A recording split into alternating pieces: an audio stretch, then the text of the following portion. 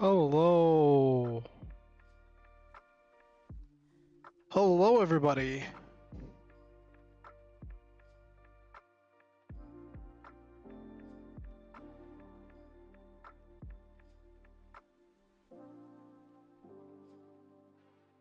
Okay. Let me let people know that I'm live.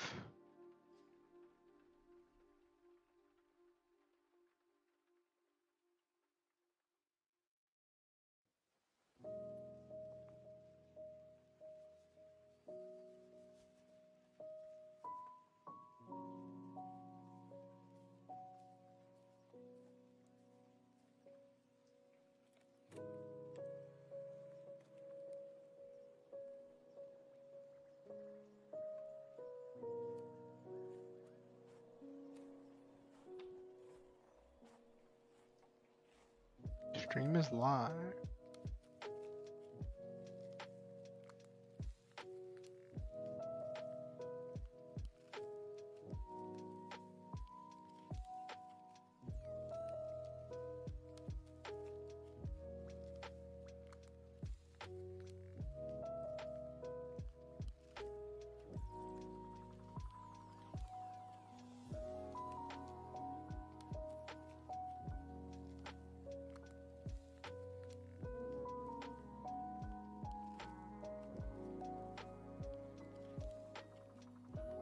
That's weird. Stream Elements bot hasn't posted in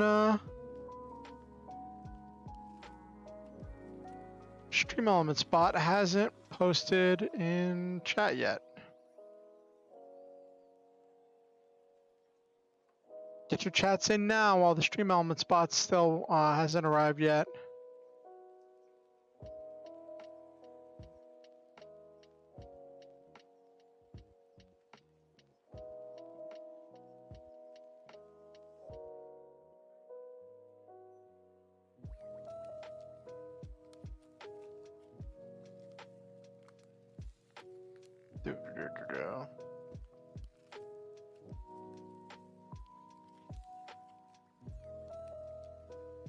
Okay.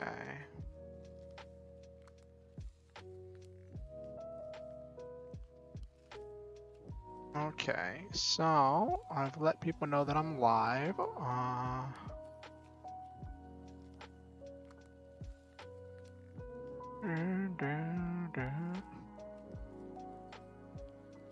There we go. There we go. Cool. Awesome. Awesome sauce. Let me. So last week, well, it was last week, but last stream on Friday, I was kind of advertising, repping, whatever, one of my housemates' channel, and his Twitch channel, which he asked me, so as a supportive housemate, I said I would do that. I haven't seen any of his content. I don't know. Oh, wait, hold on. Let me change. Where's my mouse? Come on. There we go. Cool. Still no Stream Elements spot. Let me check on Stream Elements.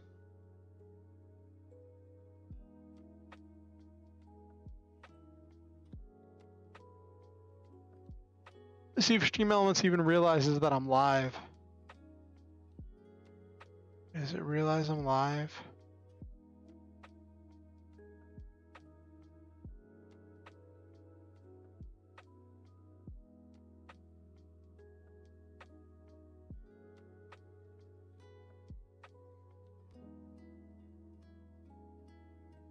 Why does I want Stream Elements to just recognize that I'm live and have the chat bot in here.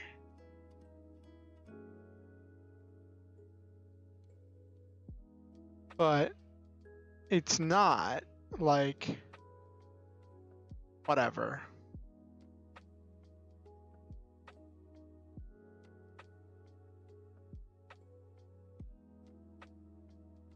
Ugh.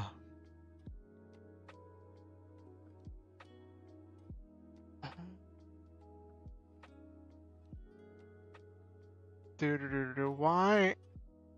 Alright, whatever. I'm just gonna give up on stream elements for now. It'll show up whenever it shows up, right? I'm really happy with like getting the background removed on my Mac back there. Take a look back there at it. I think once I get the background removed, I'm going to be able to use it in more things. I plan to use it in some thumbnails and some other stuff coming up here in a little bit. Anyway, today's been an interesting day. My schedule has been all kinds of crazy. But anyway, let me do this first. Not so much I want to get out of the way, but I just want to get it said. One of my... Oh, of course, as soon as I give up, the Stream Elements bot shows up. That's funny. So yeah, my housemate asked me to rep his YouTube channel this time, so I'm going to rep his YouTube channel. I'm not going to be doing this every week. I do want to help other channels grow and other people grow in ways that I wish people had helped me, and that some people did help me with, like doing shout outs and other things and other channels. And that was a big deal, like getting shout outs and things in other channels. So like I want to do that for the people, but also it's this interesting sensation where it's like I've been streaming off and on for 4 years, right? At some point I'll look up when I released my first video, which is around whenever I did my first Twitch stream, and put together when my streaming anniversary is. Maybe I'll do a celebratory stream or something, but it's been like 4 or 5 years, right? Some quantity of time. And in that time, I have amassed a grand total of 244 subscribers, which in 4 or 5 years, that's not a whole lot. And most of my subscribers that I gained while I was on hiatus. I put out a bunch of Mutants and Masterminds content, and then my life completely fell apart and I wasn't making content. And while I wasn't making content, people were showing up, subscribing, and I came back because I went from being like in like the 100, like I just barely crossing 100 subscribers to being at like 220, 230. It's gone up and down as people have unsubscribed and stuff has happened. Hey, Nabiru. But like, and I know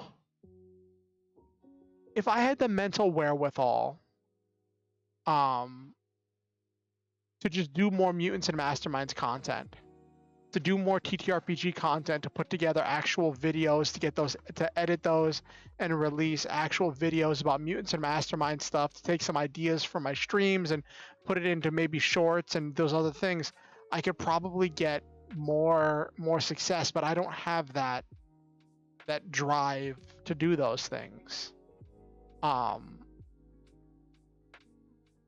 Like I got burnt out on Mutants and Masterminds because I dealt with it for so long. And like all my Mutants and Masterminds books are in storage right now. So like maybe whenever we move or whenever I get to a more stable place, will like do more stuff. You know, maybe I'll do more Mutants and Masterminds content again. But I don't know. Like I'm working on making my own system, which I haven't touched in a while. I still have to playtest that. And I'm just seeing how many other games and other systems there are out there. Anyway, like I was saying, I always want to help people. That is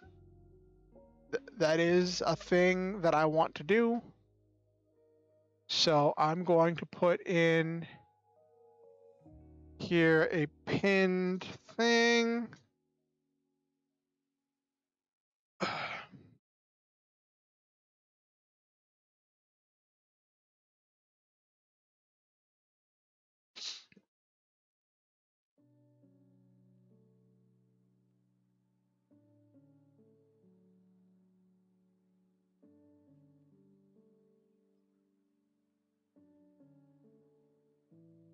Okay.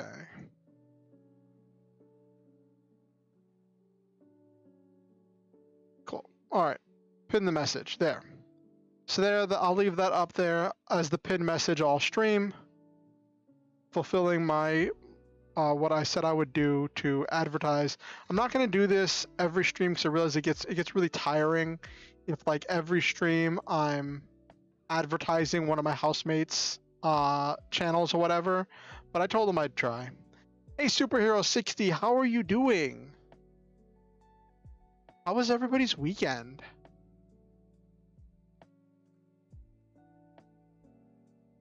Like, my weekend was interesting. Dealing with... You're doing great. That's wonderful to hear, Superhero 60.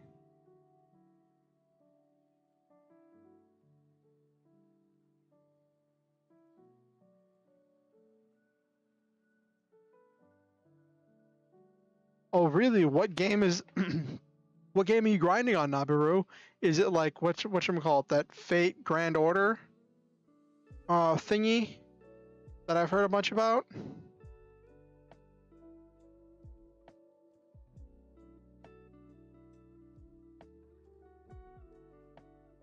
Oh, you dropped Fate. Okay. I don't know. I just know it's a big anime thing, and I know you're a big anime person.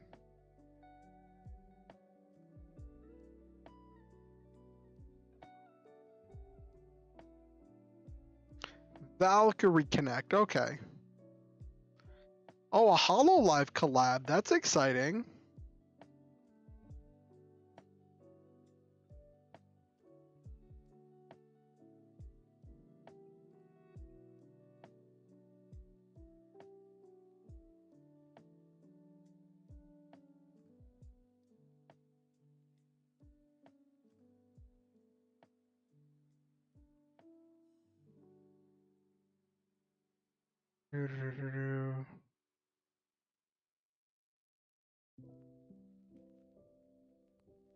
No, I didn't know Bay released the new song, Silva. It's second one too, so you got to grind for those materials. Yeah, that's one thing I don't miss about doing mobile games is constantly having to grind time restricted events. Like I realize that like fear of missing out is a big motivating factor, which is why they incorporated in order to incorporate this pseudo artificial scarcity on resources and materials in game. I understand that as a concept. I just don't like it.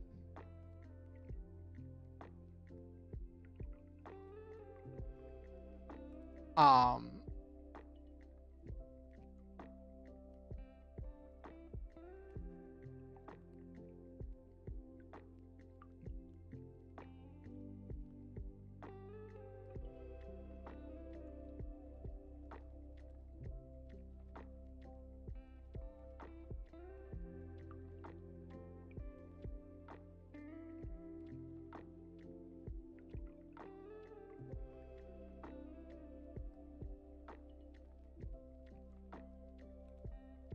I'm grinding for materials to upgrade, improve the characters that will eventually come so I can use them if I pull them, because gotcha. Yep, gotcha.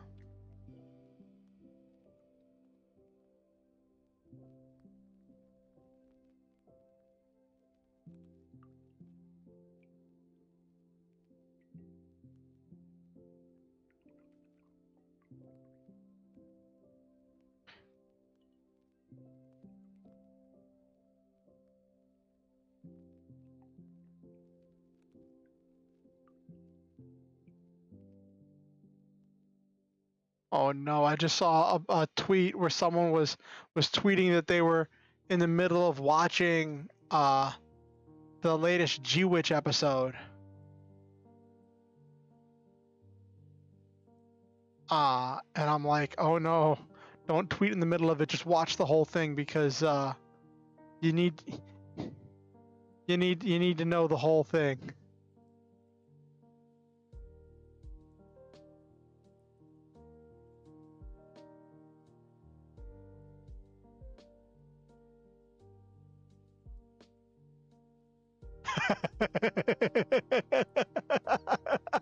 I just scrolled down, and this person was doing tweets as the episode was going down, and I just see their mental state falling further and further, and then their final tweet at the end of the episode is, "I'm going to scream." I'm like, that's yeah, that about describes my feelings after the last G-Witch episode. And it's interesting because, like, so, I was originally going to start watching G-Witch with my partner because they were,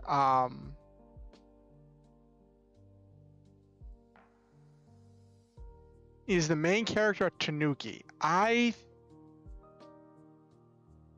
don't think that she's literally a Tanuki, but I can see the facial, I can see the facial similarities, and I think it was just stuff done to make her look cute. But yeah, so my partner wanted to watch a mecha anime with me, and like originally we were planning to just watch the G-Witch dub together because I wouldn't mind watching it again, and then and I know that they normally like watching things dubbed. And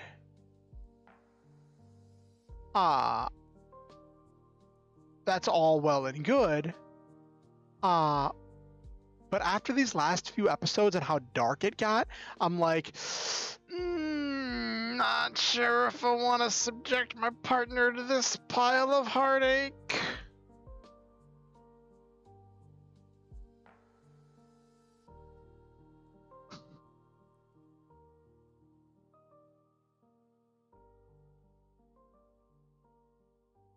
That's about the best way I could describe what watching G-Witch is like at this point.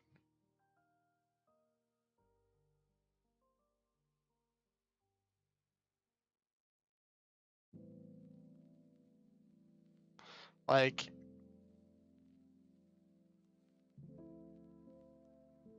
yeah, top 10 anime betrayals.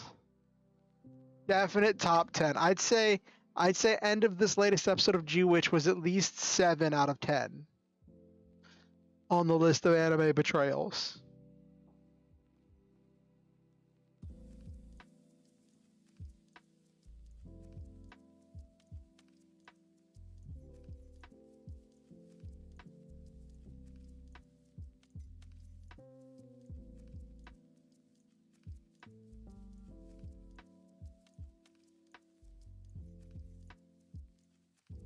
Okay.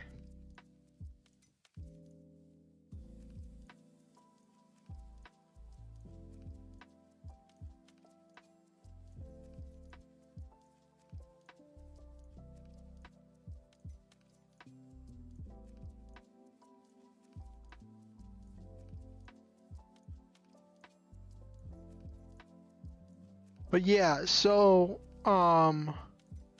main character being a Tanuki aside, G-Witch is quite the experience to watch. My weekend was interesting because I was just so busy with other things. Like my roommate was around all weekend, and whenever he's around, he like stuff, let's just say stuff is usually happening. And on top of that, of the other things that I had to get done, and then like my Lancer game on Sunday was like, it started late because I was not prepared for it. and I needed to eat. And like it was our first, like we're just getting back into the flow of things, and we were down a player, and it was funny. We got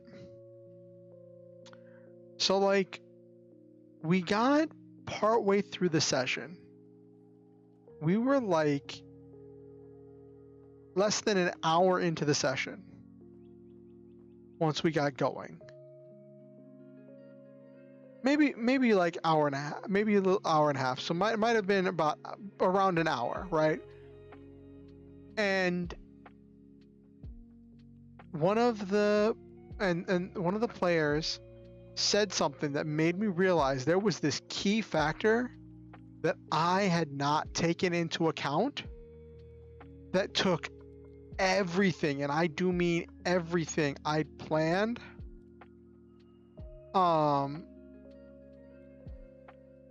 and just threw it out the window. Well, not everything. Like everything I planned for the first half of the session got thrown out the window. But yeah, I mean, it's one of those things where I can just save it for later. Should have seen that betrayal coming, considering they say the one who did it looks like a fox. Maybe, like, the whole thing with the betrayal is like, they kind of set it up because every time you thought that person was going to betray the main character, every time you thought that person was going to do something dumb or just anime that would hurt the main character, they did the smart thing. They acted like a mature adult and responded in a healthy manner that set this precedent for healthy communication and positive affirmation, right? Which is why the betrayal hurts so much. It hurts more than it would normally hurt because there were so many opportunities for this to happen before, and every time there was an opportunity for this to happen before, that character didn't do it and constantly chose to help the main character. And constantly chose these healthy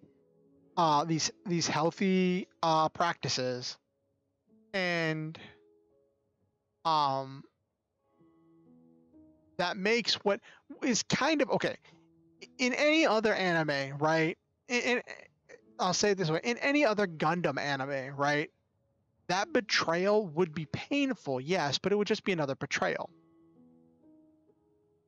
But because this is a character that the audience has come to expect to like do essentially like what we consider the right thing. We consider helping the main character the right thing because that's how the episode is framed. And then it just hurts even more than normal.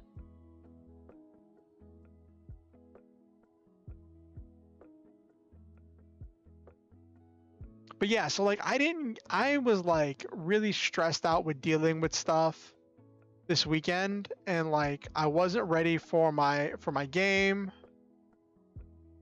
We started late, and then I realized partway into my Lancer session that like at least half of what I'd planned for that session would not work, and I would not be able to use it anytime soon.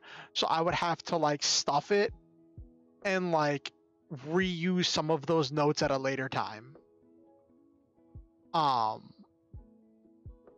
And I unintentionally caused conflict between one of the player characters and an NPC over the course of just running the session, and I don't. Yes, what hurts the most? Exactly, Nabiru. It's got to be a country song. It has to be a country song for our country bumpkin.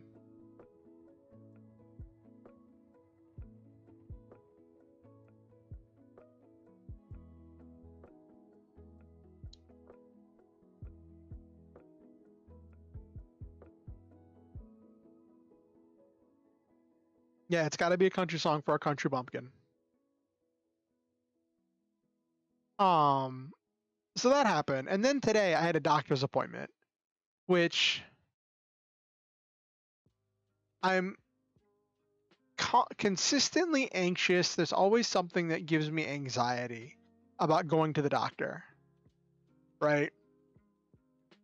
And um which is really messy because like my doctor is like really open and honest and listens to everything I say, and it puts a lot of effort into not gaslighting me, into actually affirming the validity of my feelings and my observations. And whenever she does give me some kind of thing to be like, some kind of a correction to be like, listen, what the direction you're going with this isn't healthy, isn't good. It's always done it from a place of love and care and and professionalism. And like I talked a little bit to you all about it, that like my someone in my life, my partner, had mentioned that, you know, I showed some of the signs for autism and like what that looked like. And my doctor said that, you know, she deals with autism in kids, like she does family practice, so she deals with all ages. And in her experiences of interacting with me, she would have never pegged me for autism. And I'm like, well, you know, because, you know, the explanation she gave was that I was always a clear and open communicator. And I'm like, well, I practice what I'm going to say before I get here. You're one of the only people I can be open and honest with. Not the only person, but like about medical stuff, you know what I mean?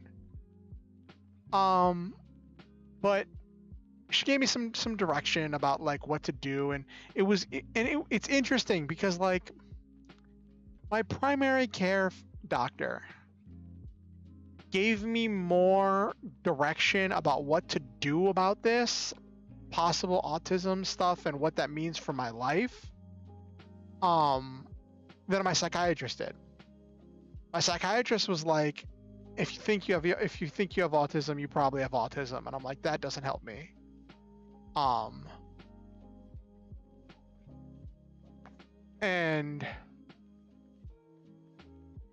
But that's not trying to dunk on my psychiatrist. I'm sure my psychiatrist was helping in the best way she knew how. It was just funny. It just struck me as a little bit humorous. Not the bone, but the sociological concept, I guess. I guess that's how you describe it.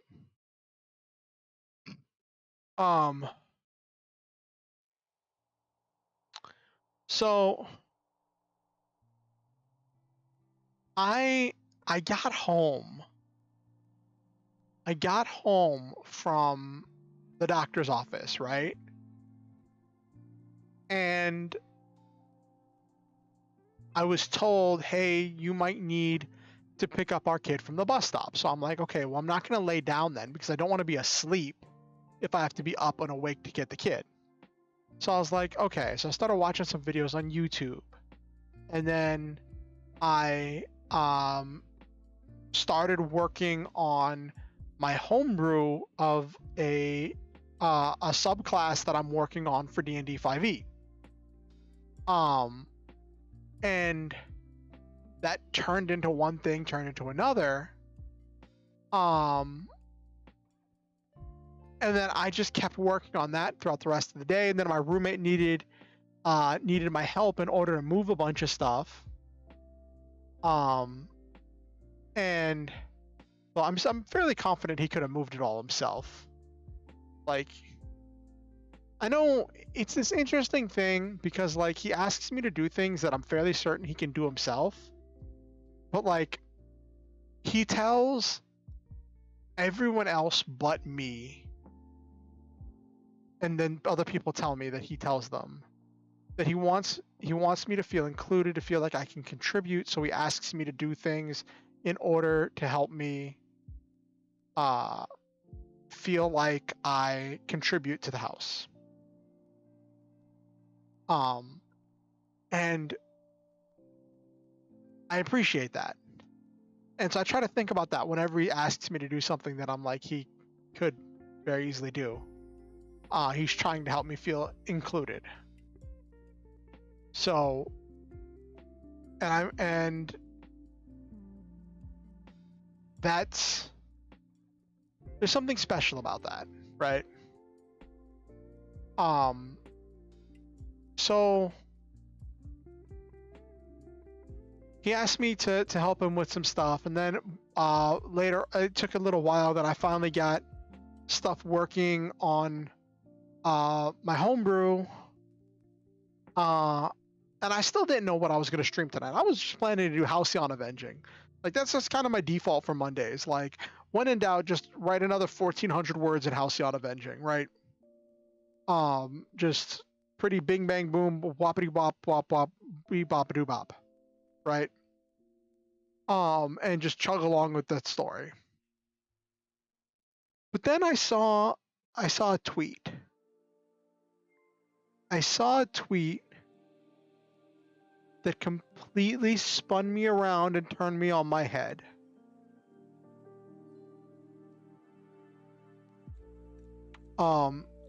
Which we're going to get to in a little bit. But first, since I did promise this to some people, before we get to the point of tonight's stream, I'm going to show you the homebrew that I've been working on. I'm almost ready to release it.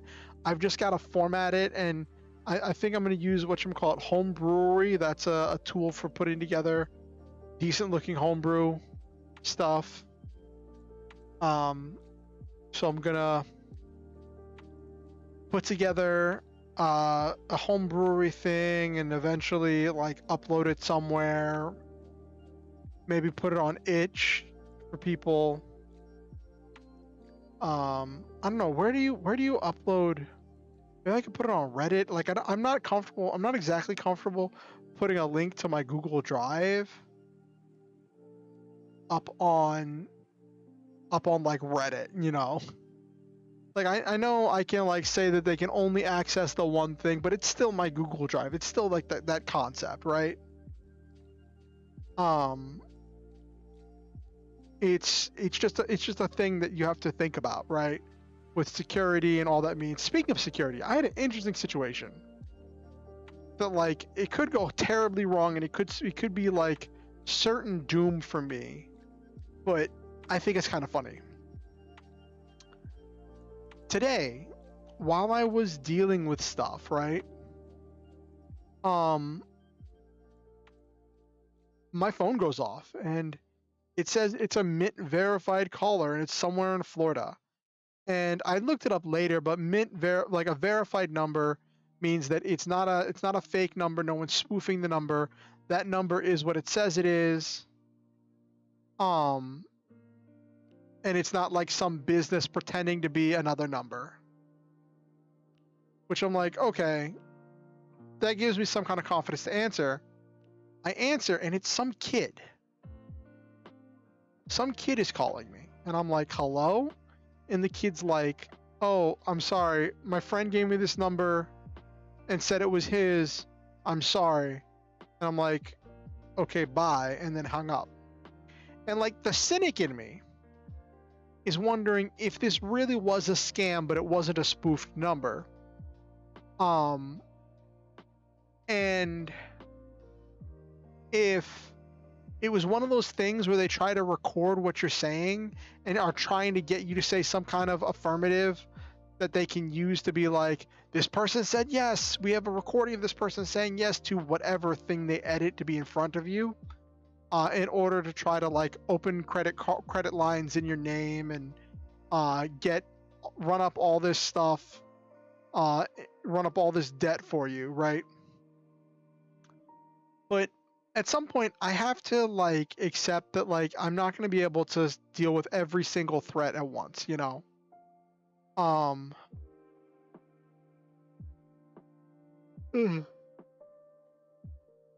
And I just have to let go and be like, I did the best I could. I did say okay, but I said okay, bye. But it wasn't like officially saying yes, I agree or whatever. I wasn't saying yes to it. It's a weird gray area, and I'm wondering if it's gonna blow up my face, but I'm hoping it was just a kid with the wrong number.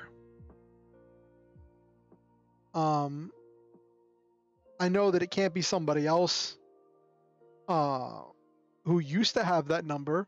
I've had the same phone number since high school. I've only ever had one phone number.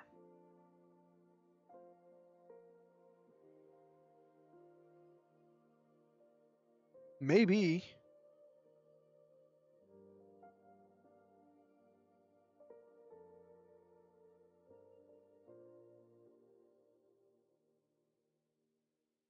But all that to say, I didn't get a nap today. Normally, with my schedule, I get up, I take my medicine, do whatever, then I lay back down and I sleep till like 5 or 6 in the afternoon.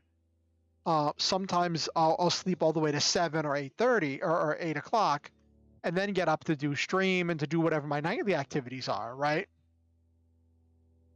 That's true, Nabaru. It's not impossible. But because I was busy with so many other things and stuff just kept happening all day long, I didn't get a chance to get a nap. All that to say, like, normally after I'm done streaming, I like do other activities at night and what have you. But like tonight, after I'm finished streaming, I'm probably just gonna pass out because I have been up all day. I have been up all day doing stuff.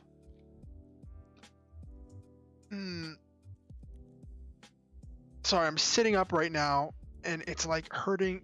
It's like I've been slouching so much. I've been sitting in this chair for so long all day. Hold on, let me adjust my pillow. I've been sitting in this chair so long all day that like sitting up just feels like a chore at this point. Anyway, let me show you the homebrew.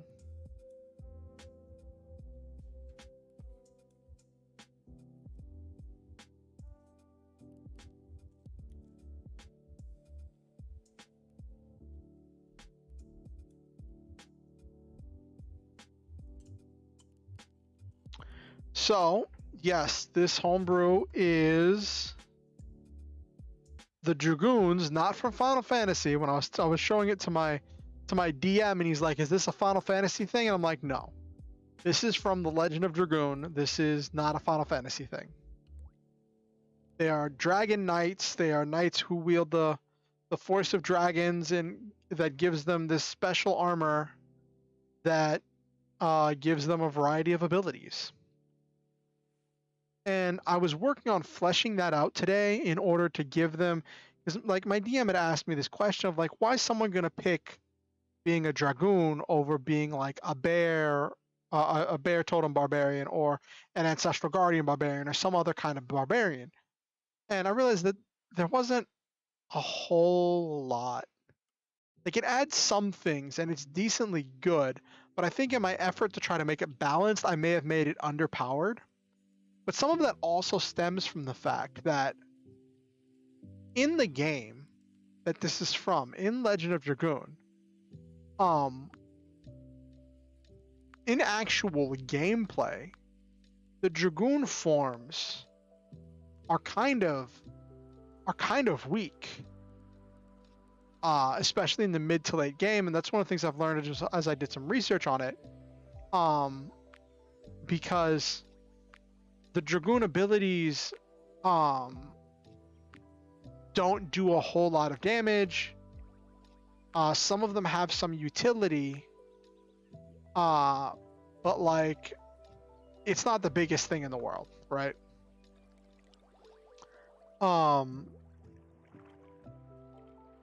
But I wanted to give them more versatility here than they have in the actual game. So let me go over the different abilities. This is a Barbarian Primal Path for Dungeons & Dragons 5th edition. At 3rd level, you get your Dragoon Spirit. It's indestructible. You always know where it is which is kind of funny because that's not what happened in the game. Like Dart literally lost the Red-Eye Dragoon Spirit for a period of time. But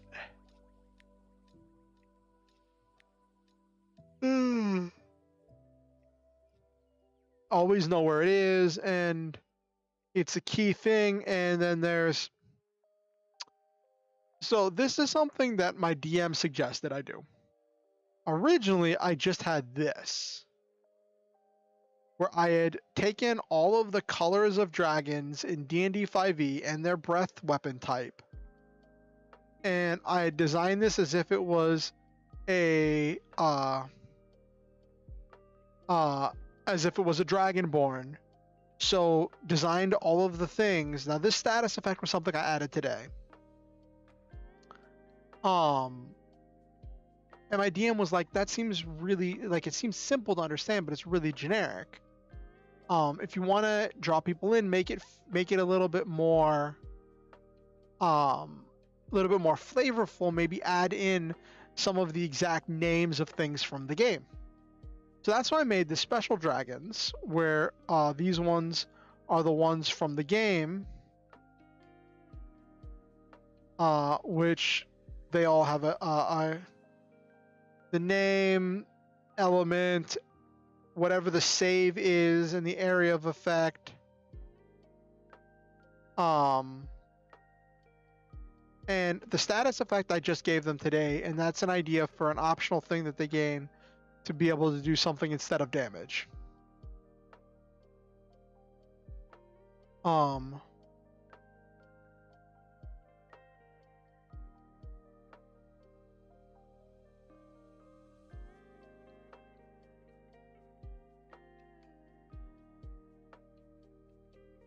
I don't know what you're on Grammarly. That is effective grammar. Anyway. So, all of this incorporates and kind of turns the Barbarian's Rage into a... it turns the Barbarian's Rage into anime transformation. You get the spiritual armor, which gives you resistance to the damage type of your dragon. Get the ethereal wings, get the breath weapon. The breath weapon gets stronger and gets more uses as you go. And that's at 3rd level. Ethereal wings let you hover, essentially hover in place, because that's what you do in the game. You hover like a foot off the ground. But this is like you're like a foot off the ground, but you can move. Enhanced spiritual armor at level 6 is where the armor gets better. You gain armor class. You're more mobile because you can move as if you're under the effect of the jump spell. All that stuff. Now this is something I just added today, an enhanced breath weapon, where at 6th level, when they use the Dragoon breath weapon, they can choose, instead of doing damage, to instead do a status effect. Now this means if someone saves, they save against the entire thing.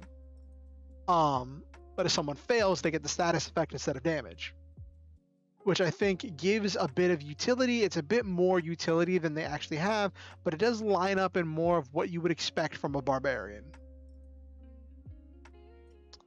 This is entirely original. I don't think this is, as far as I know, this isn't actually a thing in the game.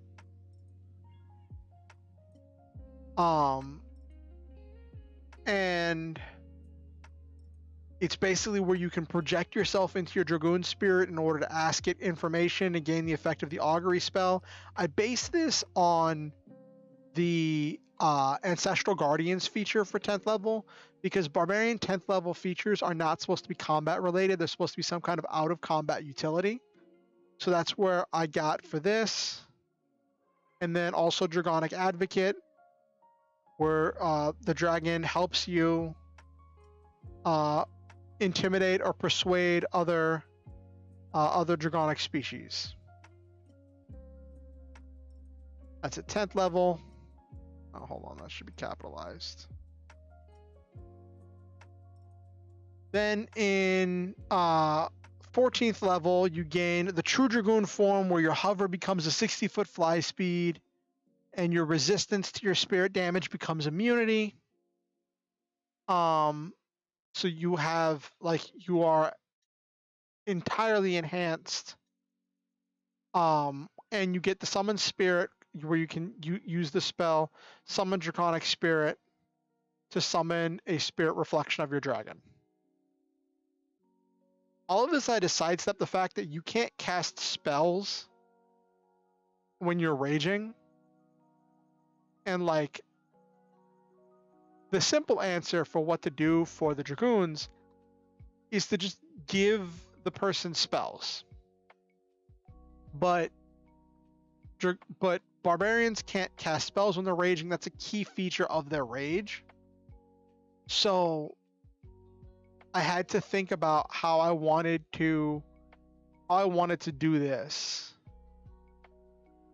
And do something with it, which is where I came up with the breath weapon, because that's a very D&D type thing as a breath weapon. So yeah, this needs some more tweaking. I'm probably going to play test it a little bit. I might release it on like itch or something.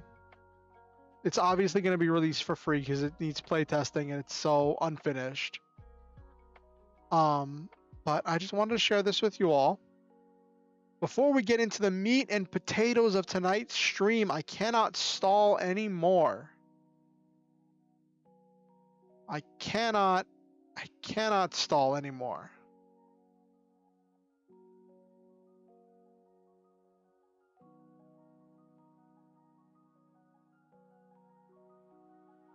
Let's change up the music a little bit. Lofi Girl recently released a new 24/7 playlist thingy called Synthwave, which I've been listening to a little bit. I really like, and apparently it's something that we can do on stream. I'm hoping this doesn't get me like. I'm hoping this doesn't go terribly wrong, but yeah, let's see this Synthwave radio.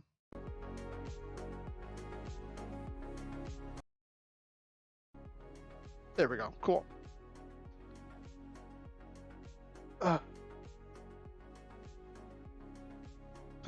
Yes, I can. That's quitter talk. Yes, I could stall all night. Talk about completely random stuff and not talk about the one thing that we're actually here for tonight. Well, I mean, I'm sure you all are here for me, in order to be part of this community, and that's definitely appreciated.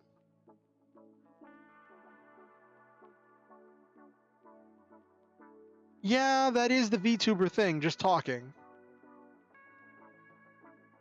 Alright, where is Notepad? There's Notepad. Yeah, the randomness is pretty normal.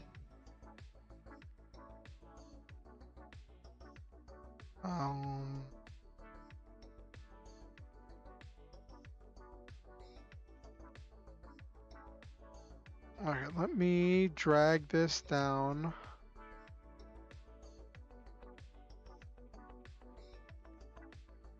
There we go. Cool. So, tonight's stream, I saw a tweet, which actually, let me see if I can find the tweet.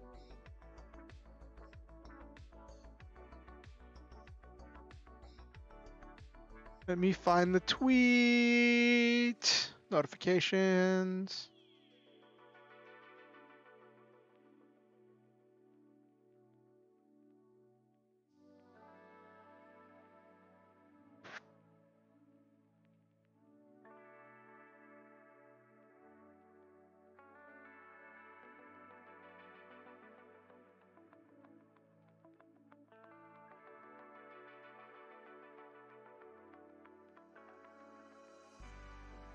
Oh wow, there was more to this tweet than I anticipated. Okay.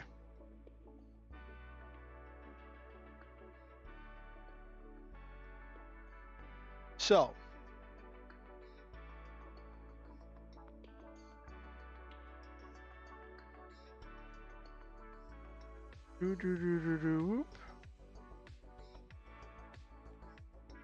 so this is talking about Yuri enjoyers, and the person started making comparisons about Witch from Mercury and Symphogear, right? And then So this person says the more explicit the Yuri gets, the greater the probability of one or both of the parties dying. And Symphogear cheated because the main character died like 3 separate times but got better because, forget dying.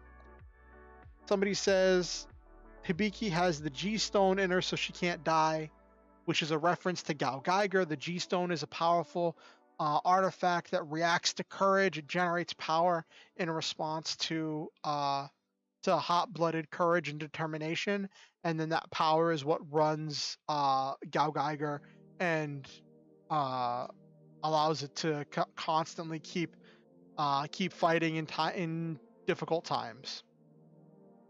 And the G-Stone was also embedded into the pilot of Gao Geiger, the cyborg guy. Anyway, so then this person had a picture, which I'm not going to zoom in on because censorship, where it's talking about both Hibiki and Guy have the powers of love girlfriend, too hard to die, because that's kind of what happened.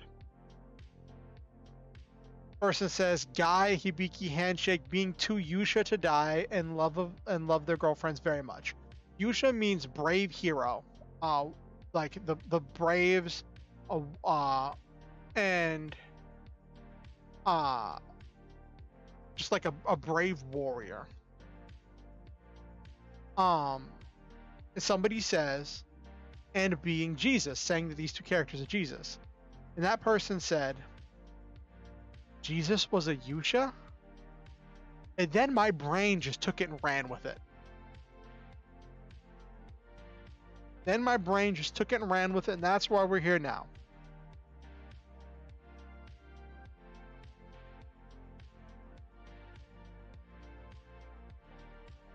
My brain just took it and ran with it, and I said, now I'm picturing Jesus piloting a brave robo. Maybe he would merge like with Guy's fusion. Now I want some kind of reverse Evangelion where it's full of hope and passion and Jesus coming back to save the world from darkness by piloting a giant robot. So, that's what we're here tonight to brainstorm. Which is definitely not my brightest idea. And it wasn't even technically my idea. I was just kind of building off of the flow of consciousness that was already going. So when I say reverse Evangelion, what I mean is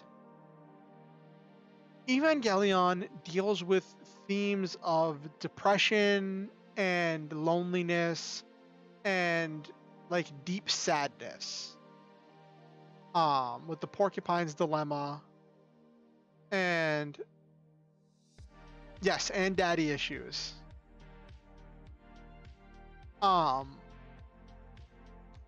And it does deal with some of the religious like symbolism and the Christian mythology in their own way.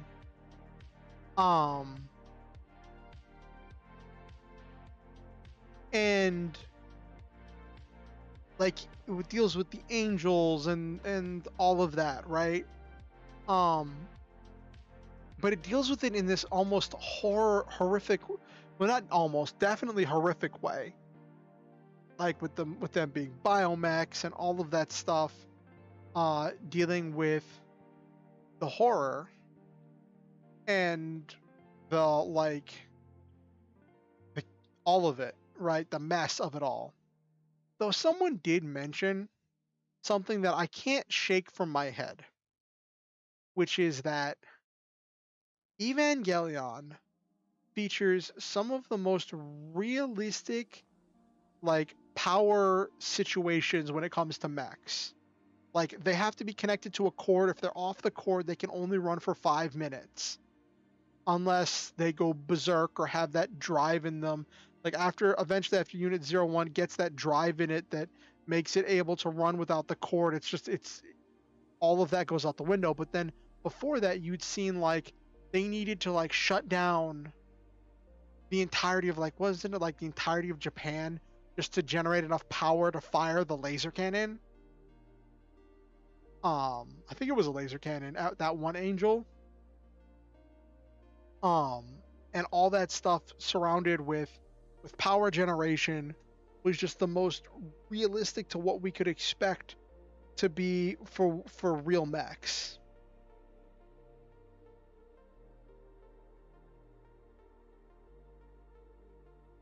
Yeah.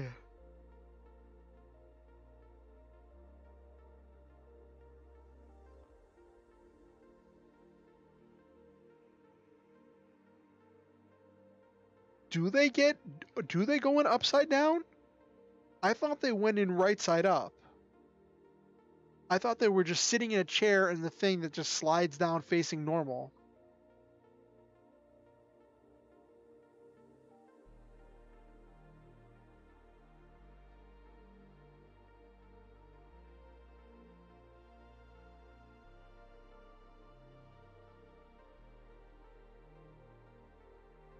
Anyway, I got sidetracked.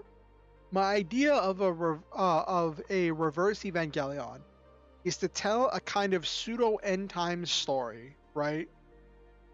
With to tell this pseudo end times story, um, that would have this religious iconography, right? I think that's the right way of using that phrase. Um, except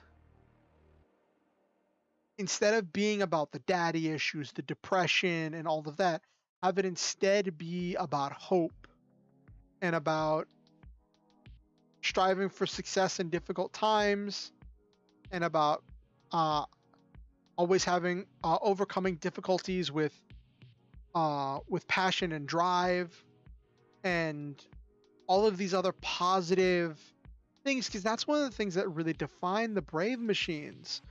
Brave Machines were the Brave series was a series of unrelated mecha shows that were all made, I believe, by Sunrise.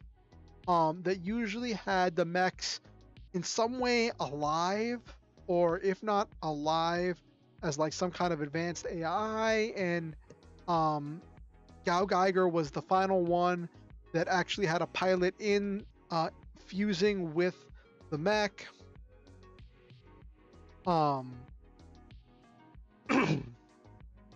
And all right, not having a nap is just coming back to kick me in the pants today. I feel bad because like had a short stream last time too. I think wasn't my last stream like only 2 hours? Let me check. I don't want to make a habit of it.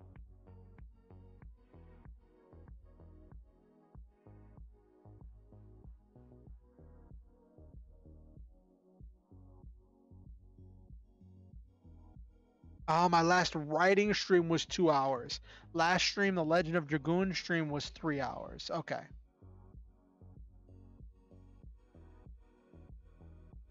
A mech that pilots a big mech that pilots a bigger mech. Yeah, like Gurren Lagann.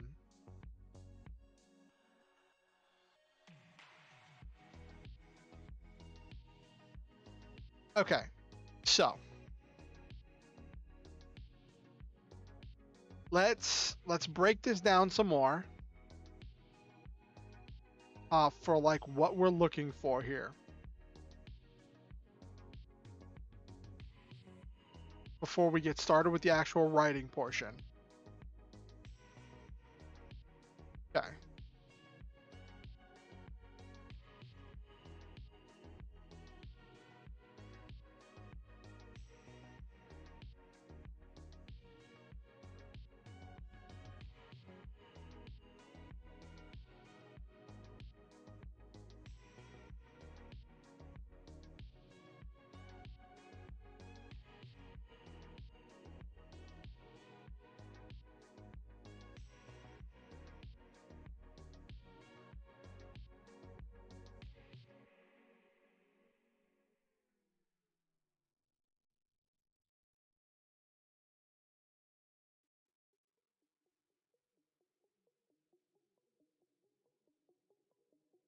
End time story with Christian symbols and references. Somehow Jesus arrives and pilots a giant robot to save the day.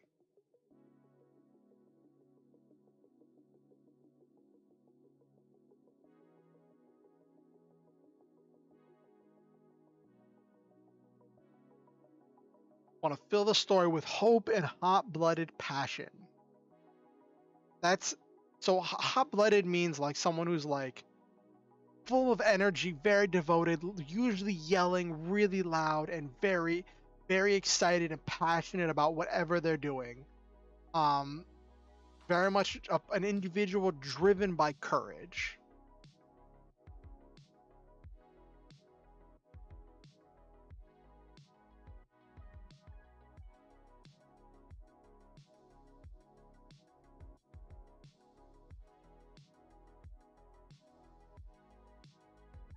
So I'm thinking, so one of the things that they do in Gal Geiger, right, to subvert kind of the normal-ish tropes, is the main character of Gal Geiger is this little kid. I can't remember his name. But like, he's not the one who pilots the mech. He does help with purifying the people who've been corrupted by the Zonda robos.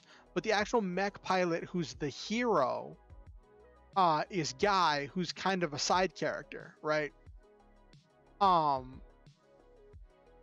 Which then gives more room for I think it's Mamoru. I think it's Mamoru. Let me look it up.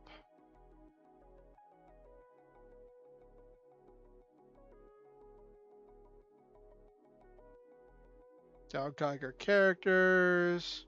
Yeah, Mamoru.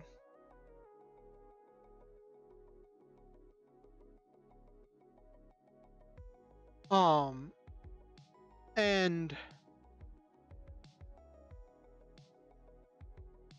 I'm thinking I might borrow that concept where the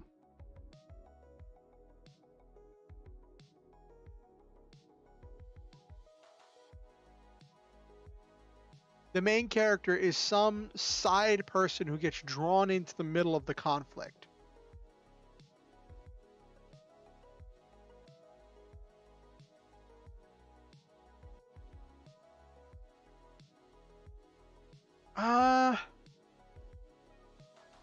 Main characters are always kids.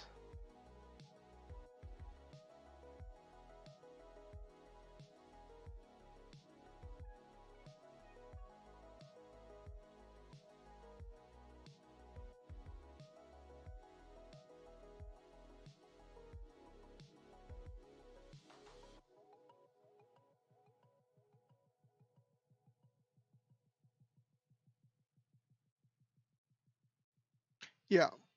And the reason why very few anime have adults as the main characters is because the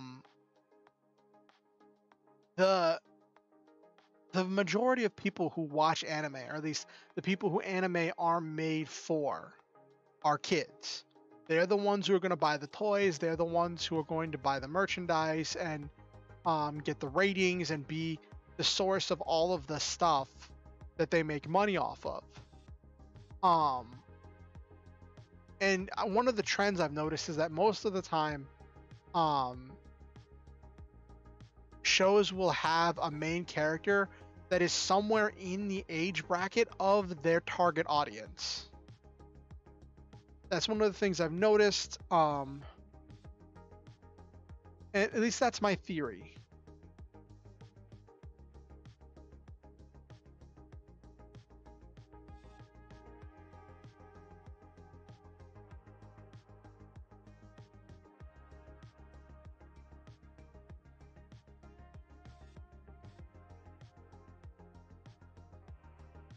So,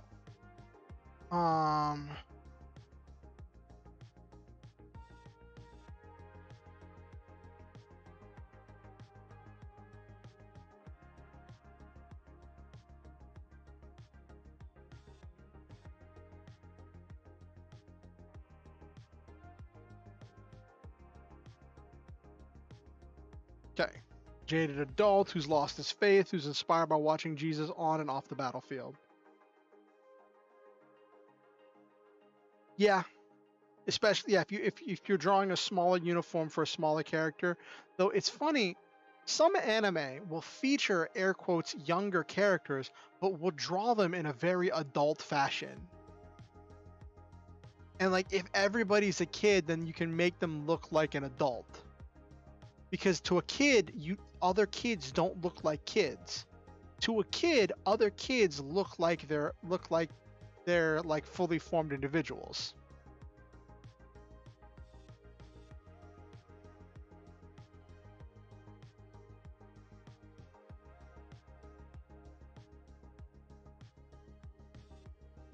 So a lot of what like so I relatively recently, within the last year or so, become kind of active, well not active, but I'd say no, it's been a couple years. Yeah, I'd say it's been a couple years that I've been following this church that's really given me some very eye-opening um understandings of scripture, right? Um and one of the understandings of of Jesus and what he stood for was this idea of a Jesus that resists the imperial BS that Rome was up against, but was doing, but sought to resist in a different kind of way, in a way that didn't involve uh, violence or destruction. Is one of the things that the pastor of this church that I'm a part of talks about is that Jesus was about finding a third way, because there was either you were complicit and just followed along and did what Rome did, or you were violent, trying to cause some kind of a violent revolution and hurt and kill and maim. And then Jesus was about this third way, about resisting in a way that was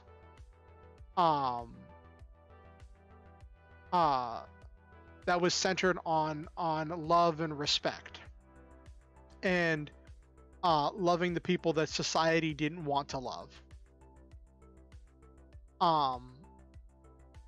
So my thought process is, how do I take that?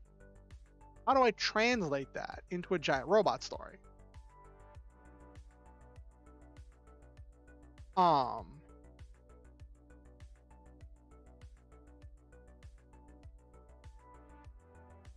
So that then leads me to the question of, like, who are the bad guys? What, like, a lot of the book of, see, a lot of people reference Revelation for the end time stuff, but a lot of the things in Revelation were responses to situations that were things that were already happening in the world at that time, based on the political climate, and a lot of it was very much an essay on the terrible things that Rome was up to, and what was happening then. So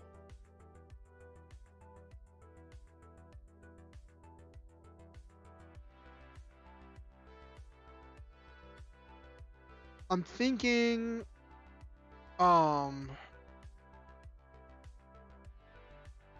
hmm,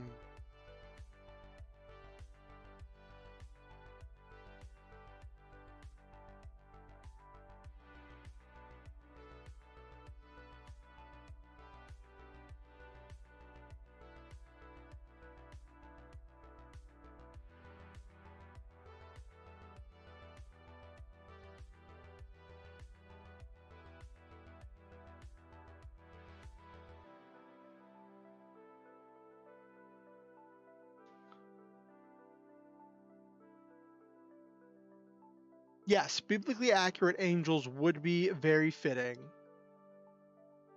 Um,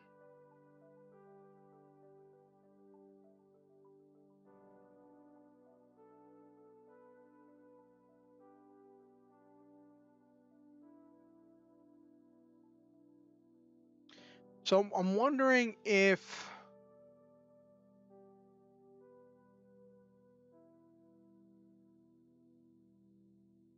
I don't know. I'm brainstorming. That's the point of this. Throw stuff at the wall, see what sticks, right? That's literally the point of tonight, right?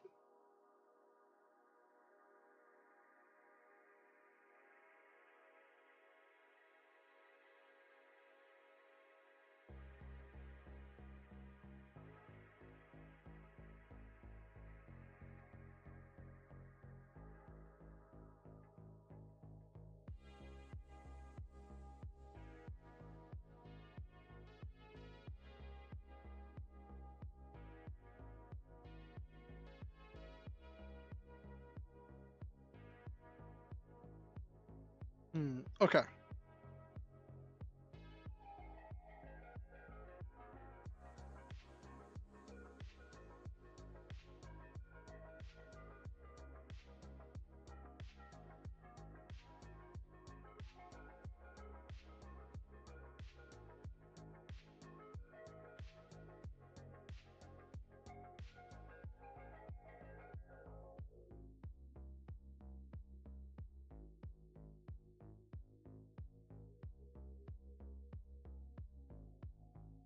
Villains are Central Earth government. They've created techno-organic giant beasts to keep people in line. They're trying to make humanity into a thing that they believe it should be and eradicate everything else. Not too. It's like taking. So my thought.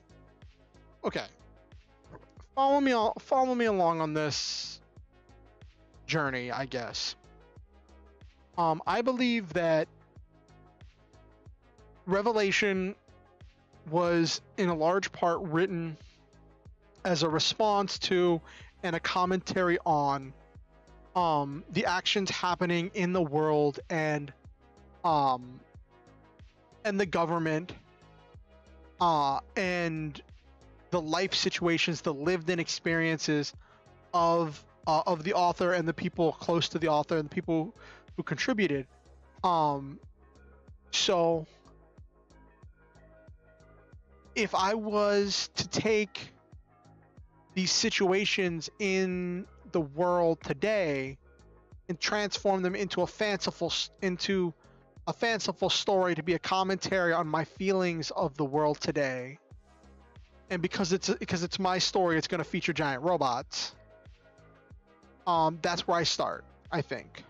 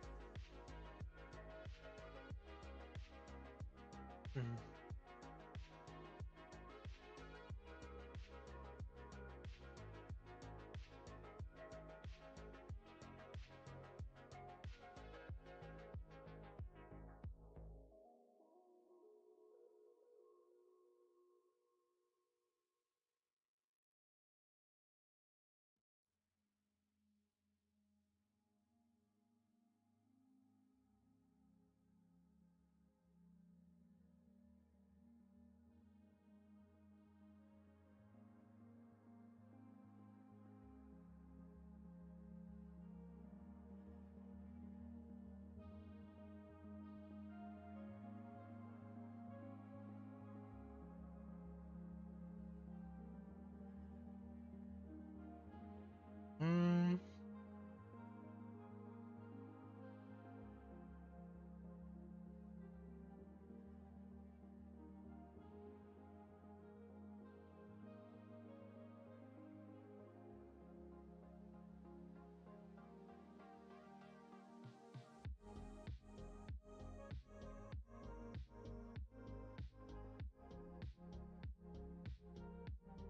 okay.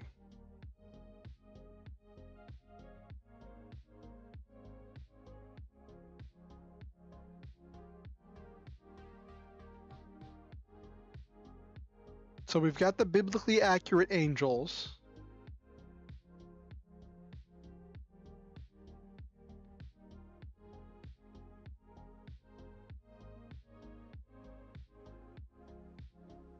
I want to take that a step further. I'm thinking I can take that a step further. Actually, all right, this is a fanciful story, right? This is my story. So I'm gonna have some fun with it. We're gonna borrow some themes. Do you remember that movie Elysium? And like the story's been done. It's been done multiple times, right? This concept of the rich and powerful and wealthy abandoning Earth's surface to live on floating opulent cities where they get to live in luxury and excess at the expense of everyone on the ground.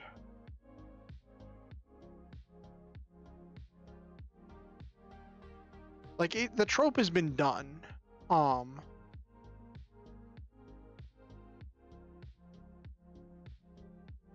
But I think what that does is it creates a situation where I can focus on the poor and downtrodden, and I don't have to spend too many scenes or too much time dealing with like the I don't know. I was gonna say that way I don't have to spend too much screen time or your paper as many words dealing with like the rich and powerful, but I mean that's kind of the point. We'll see.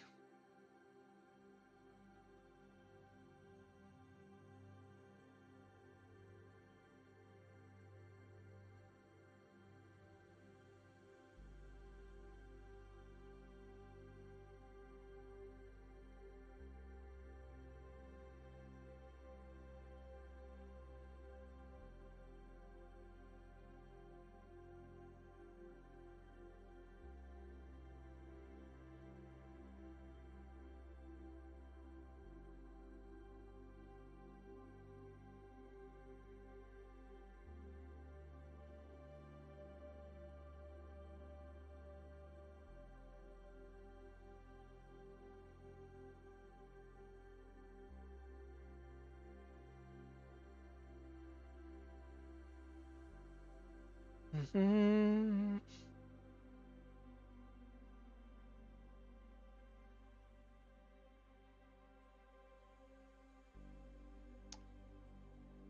So I want somehow the cities to be kept afloat by the people suffering somehow. I don't know what I want that to look like. But that's something I'm thinking about, right?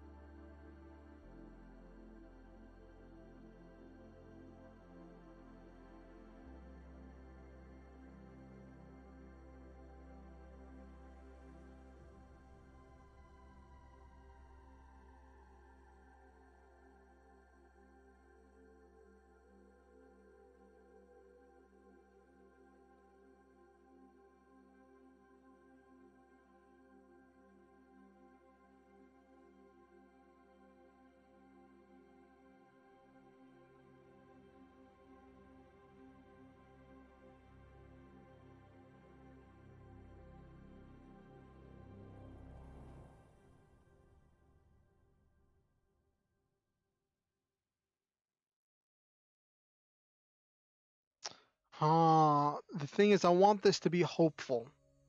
I'm trying to write hope is hard. Having hope is hard. It's messy. It's really easy to be hopeless. It's so easy to be hopeless. It's not fun to be hopeless. I don't know. Maybe easy is the wrong word for it. For me, it is easier for me to be hopeless and to give up hope than it is for me to hang on to hope for something brighter in the future. That's hard, and it's messy, and it's difficult. But I also acknowledge that my experiences are not universal, and I don't want to ever trivialize someone else's experiences or uh, difficulties. I don't ever want to. Exactly, Nabiru. Being hopeless is not fun, but it can make for good drama in stories. Hmm.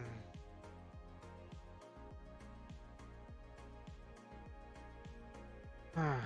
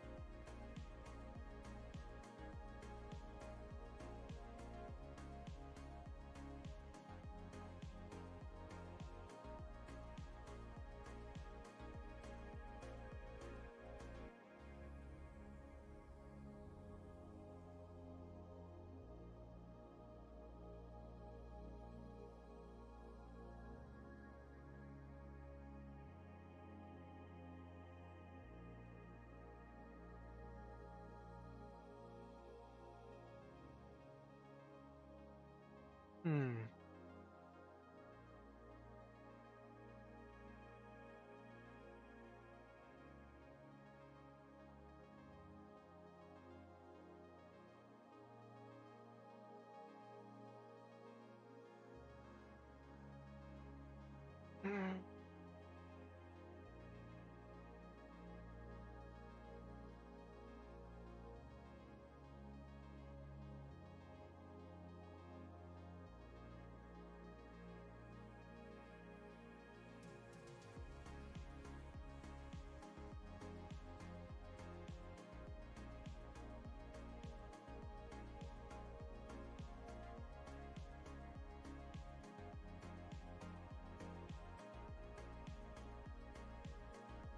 Hmm.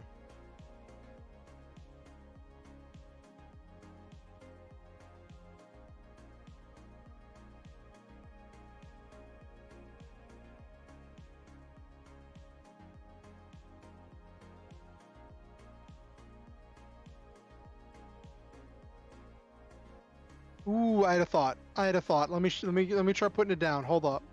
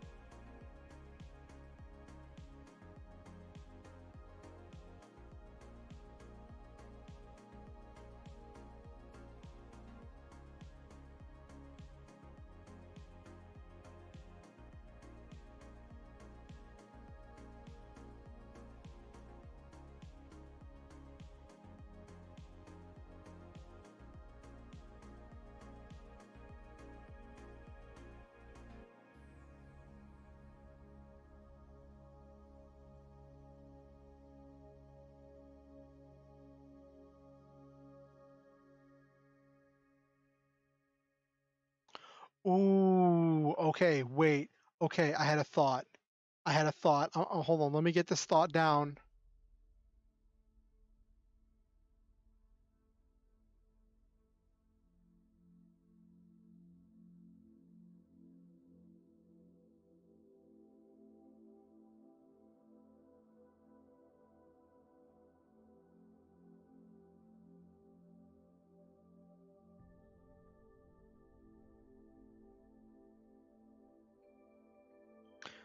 So, okay, let me get this down before I forget it.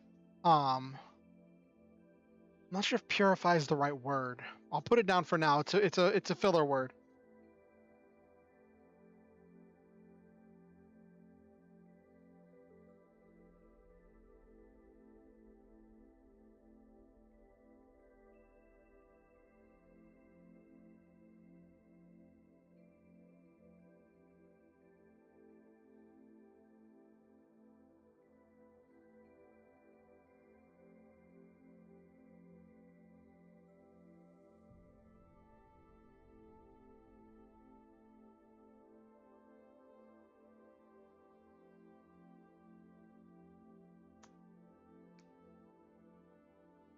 Okay, so what was that?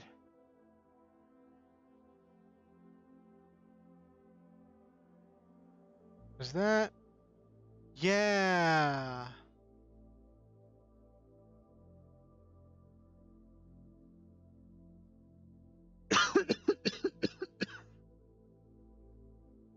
So, have any of you seen the anime Heroic Age? Um, in there, there's like this main character who turns into this giant monstrosity to go fight the enemies, right? I don't remember all the details, right? But then the secondary character was a mech pilot and like had to be like a supporting character. Um so I was thinking something like that where except this is kind of different, right? Um where the main character would be a a mech pilot for like a rebel force. Um and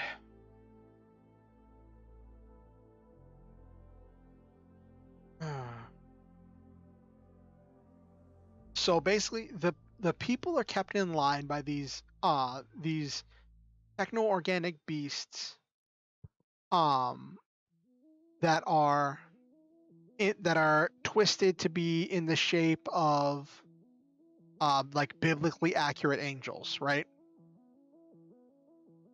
And uh at the core of each one of these is a person. Yes, that is definitely true of Heroic Age. It definitely has that Gundam Seed look. So at the core of each of these air quotes angels um is a person. A person who's been twisted, radicalized, and um and their hopes and dreams and everything they believe has been twisted and perverted by the state religion to the point that they believe that being in that giving up their humanity to be in the beast is what's best, right?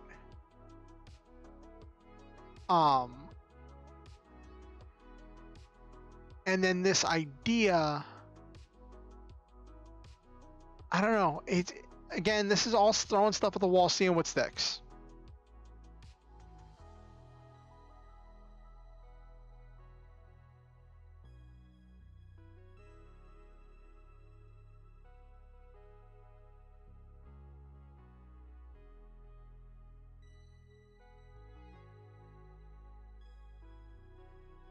Okay.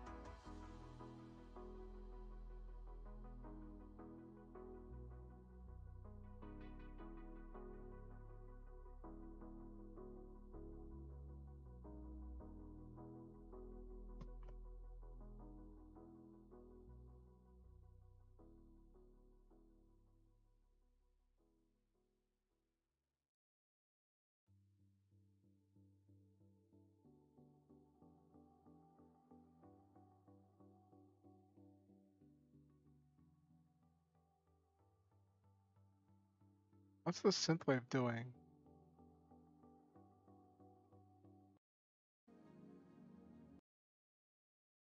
Hold on 1 second. Oh, okay.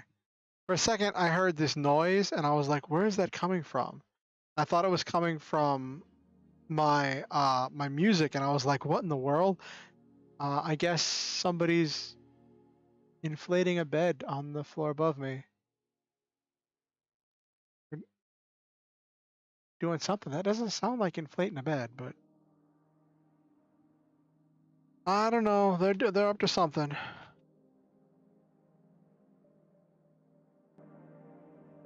Let me turn up. I'll just turn up the music a little bit so it doesn't bug me.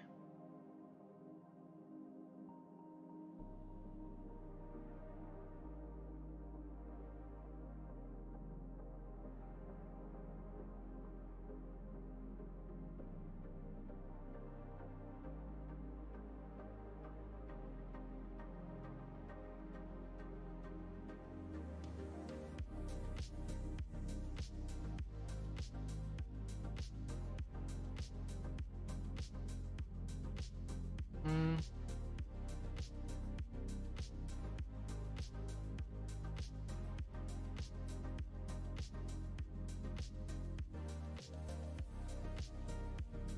Mm.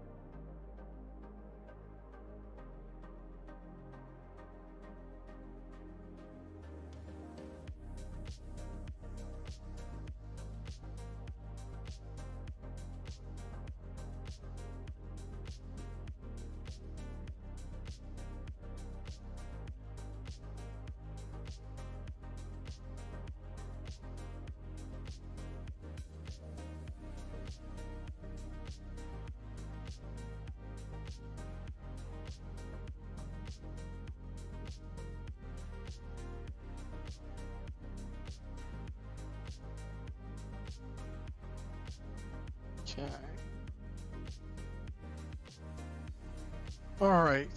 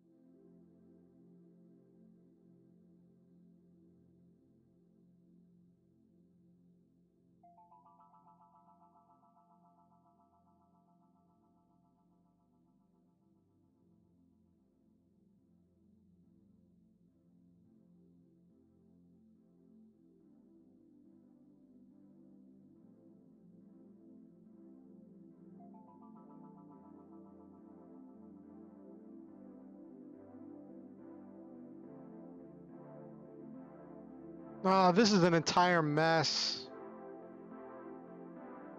That's loud. That's really loud. Hold on.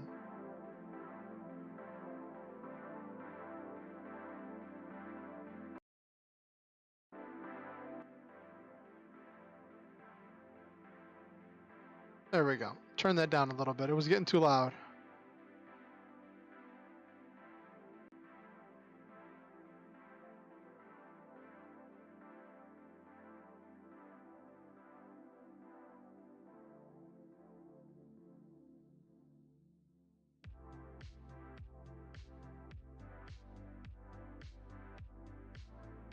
Okay.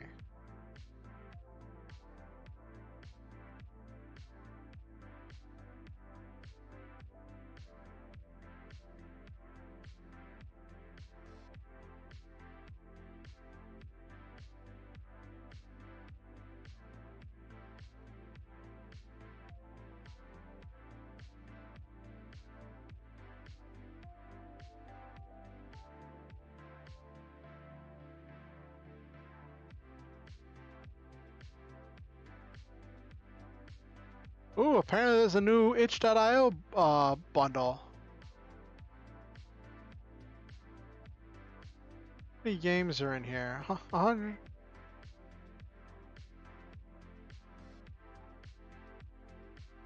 I'll have to look at that after stream. See if there's anything I want. There's a itch.io bundle to support this the Turkey and Syria earthquake relief.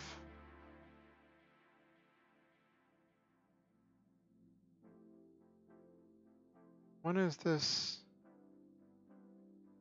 Let's see, it's up for 13 days, so I have some time.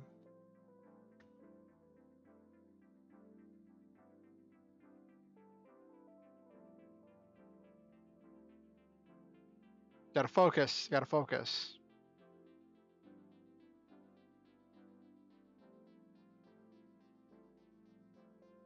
Alright.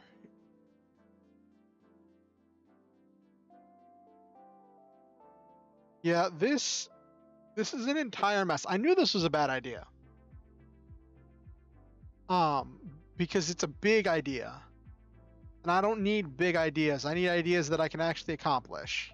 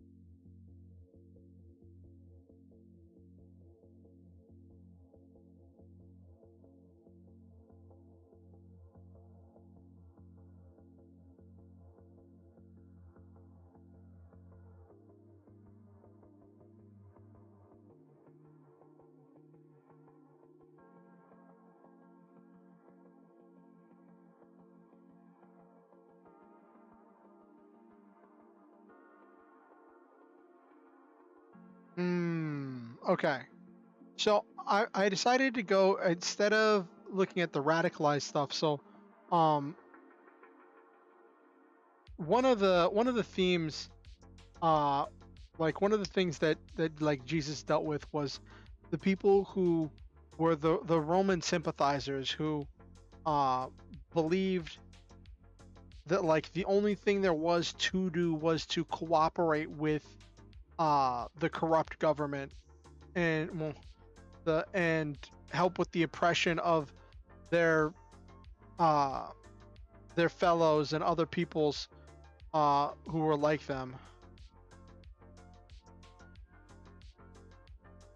All right, Silva, good night. Thanks for coming to stream.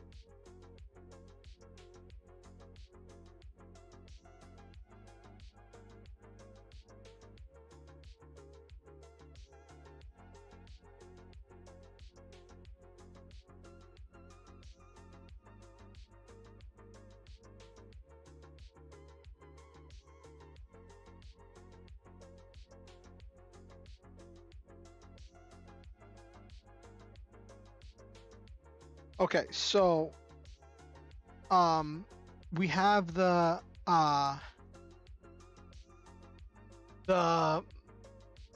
this does something that I don't see a whole lot in super robot shows.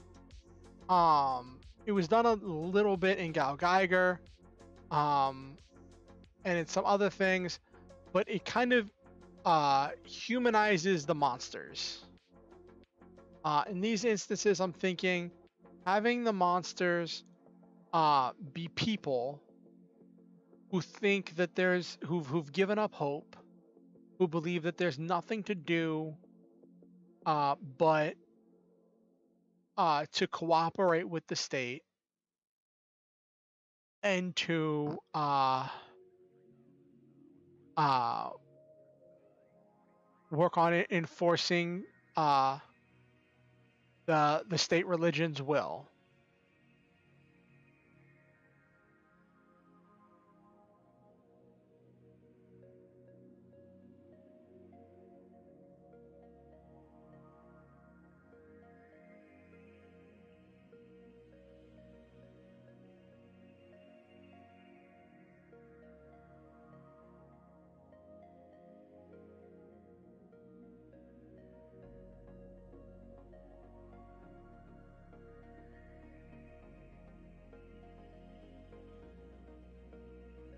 And then in that way, the giant robot is kind of like Jesus' miracles.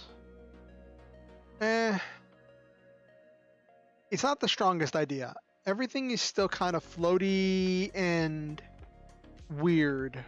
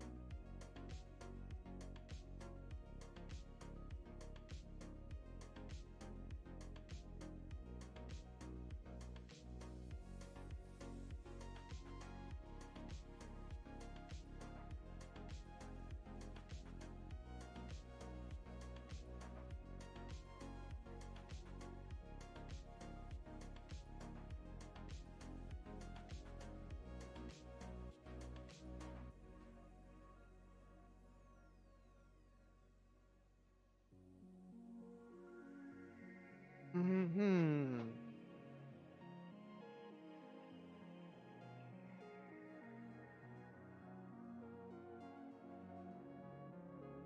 Do do do do do.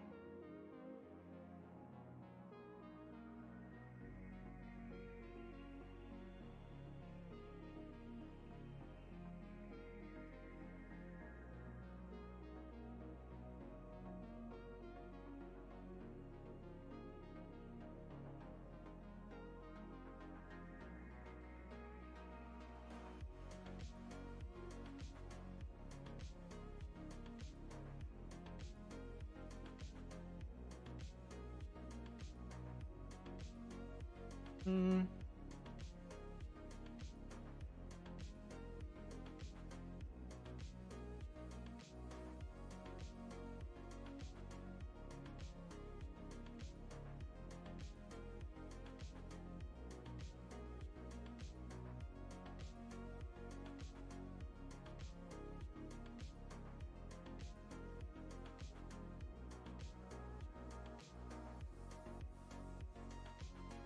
It's not quite a one-to-one translation of the ideals because there is fighting, but it's not fighting with the intent of killing. It's fighting with the intent of freeing.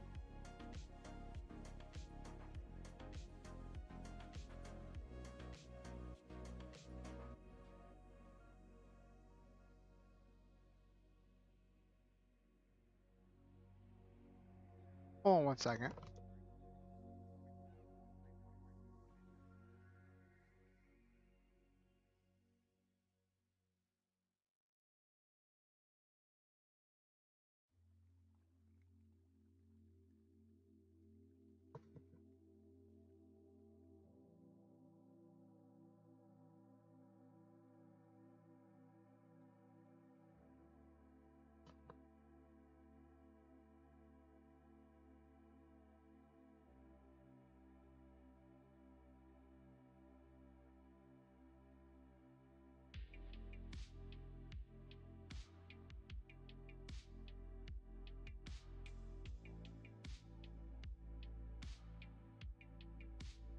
So I'm listening to see if the sound I'm hearing is my fan or what that noise is.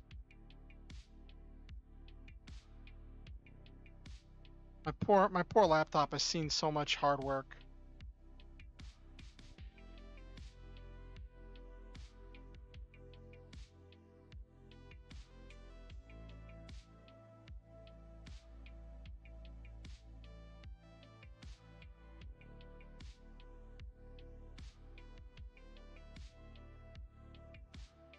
Okay.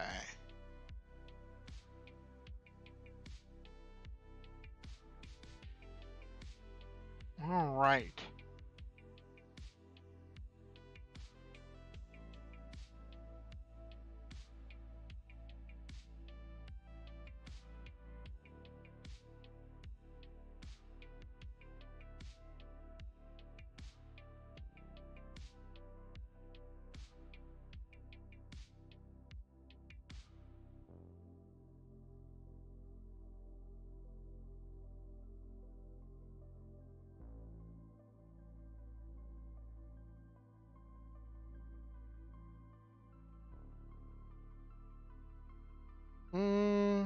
Okay.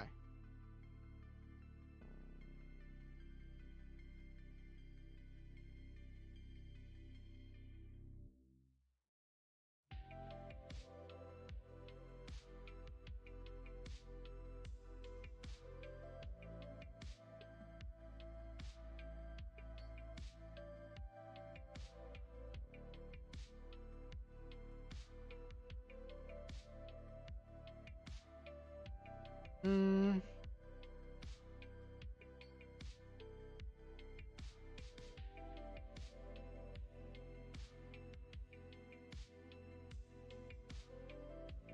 okay. So this is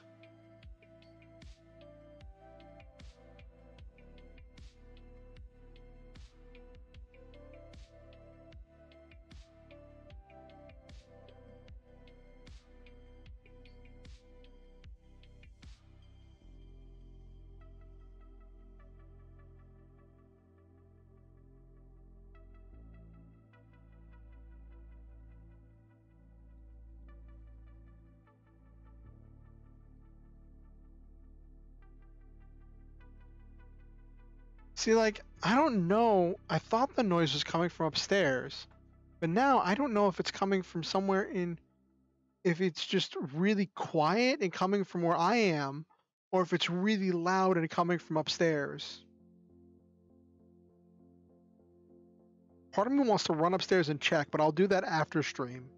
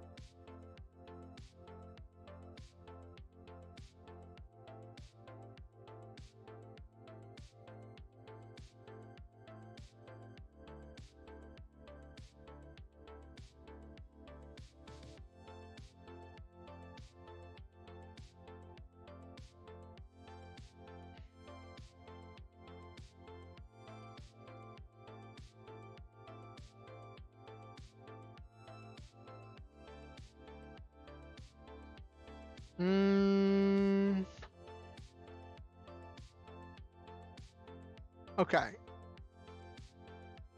So I have a bunch of ideas. I have a bunch of ideas that I've already written down. And some of them are good ideas, some of them are really silly.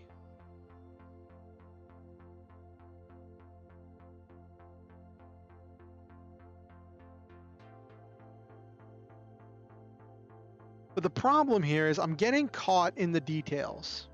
I think what's happening here is I'm getting caught too much in the specifics, in the details, and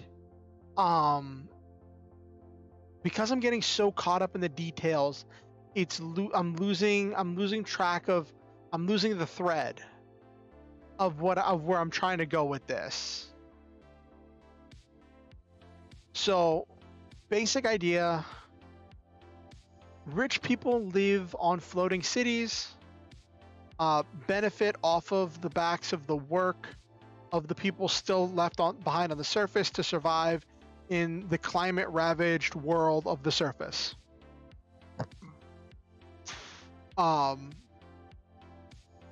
Where the people on the floating cities have solar power, they have nuclear power, they have all these all these green energies in order to keep the skies clear for them. Everyone on the surface doesn't. And then these biblically accurate angels are sent down by the rich and powerful in order to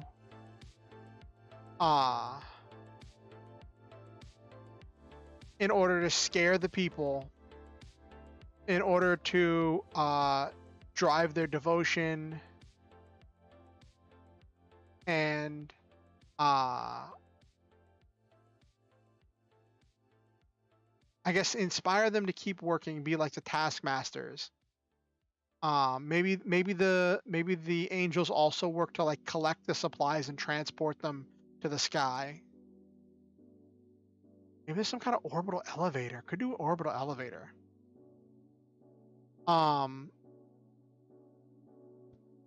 Anyway, there's rebels that are piloting mechs that are fighting the beasts.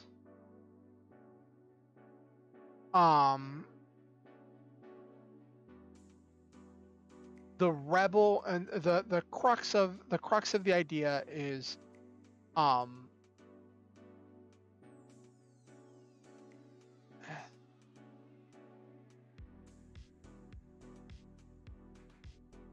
see, this is where I'm getting lost. This is where I'm losing the thread, right? Of why are the people in the beasts? that why is a big part of what happens. That's a big part of what role Jesus plays in the story, right? If I say like something like there are people who have decided to work with Rome, who've decided to work with the state in order to secure a place for their families,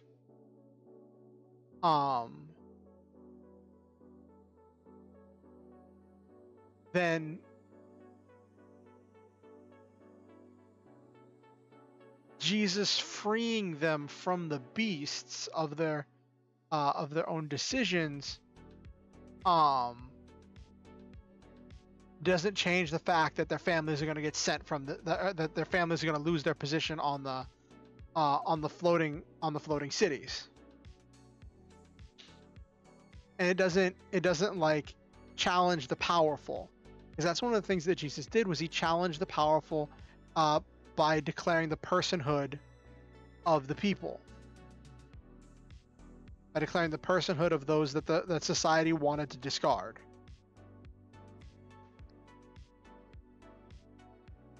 See, I'm in this weird spot where, like, I've grown up in the church, but I've grown up learning scripture one way, and I'm in the process of learning scripture another way, right? And I feel like in order to put this together, I know both too much and too little at the same time. And it's just getting caught up in that thread.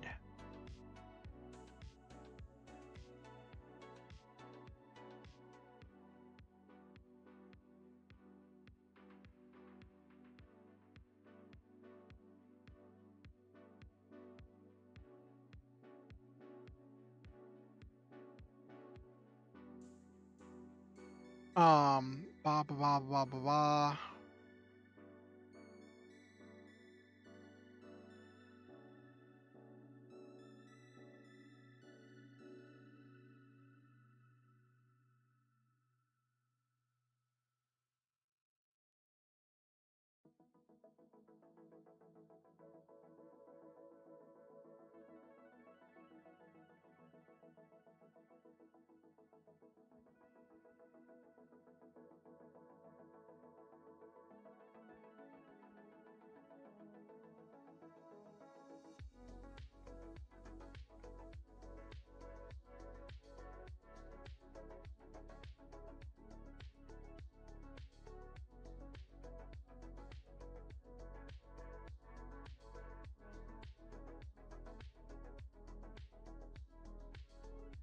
It's funny, when I first had the idea for this, I sent a message asking the pastor of the church I like attend online to be like, hey, can you direct me in any way of like where to go, what to do for this? And like he never responded. And I'm really wondering like what had to go through his head when he read this silly idea I had.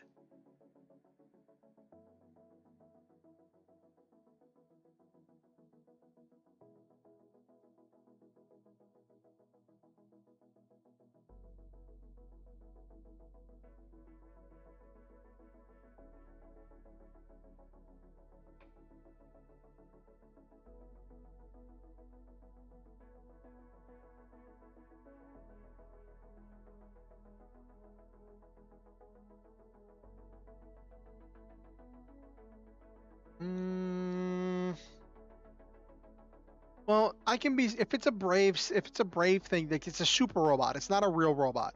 So things don't have to make don't have to entirely make sense. Especially if it's a Yusha story. If it's a story of brave heroes and courageous fights.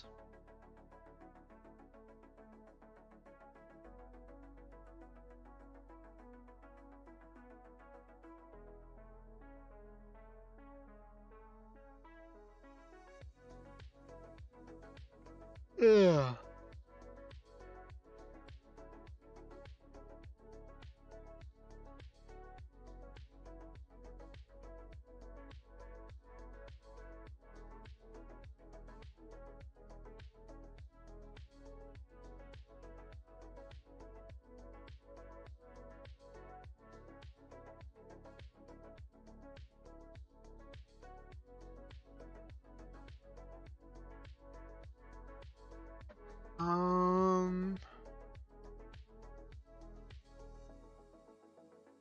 So I have a basic idea. So like the main character is going to be watching this from afar.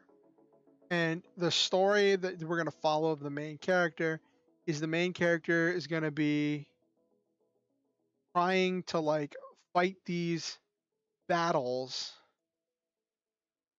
Um eh, I don't know how compelling it's going to be if the main character is trying to fight these battles and then Jesus just swoops in and like literally deus ex machinas.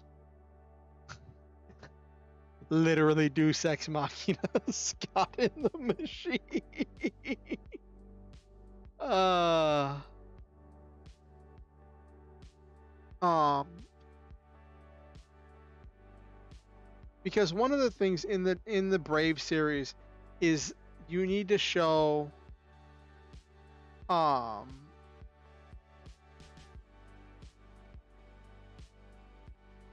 one of the things in the yes, exactly, Nabiru. Um is there needs to be difficulty in not just in the Yusha series, but in any series. You need to have some kind of difficulty for the main characters.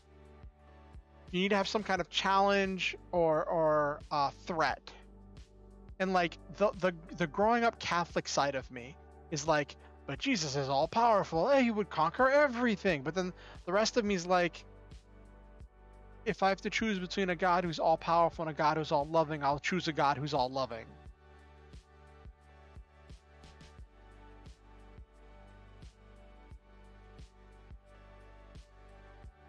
Actually.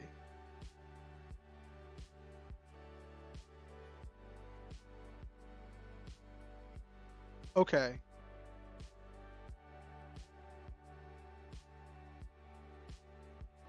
All right, hold up.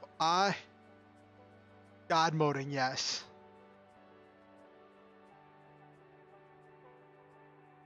That's true, Nabiru.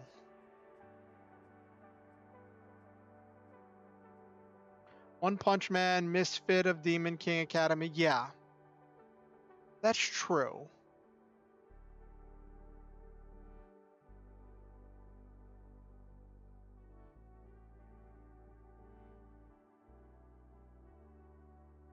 So I had another thought. Um,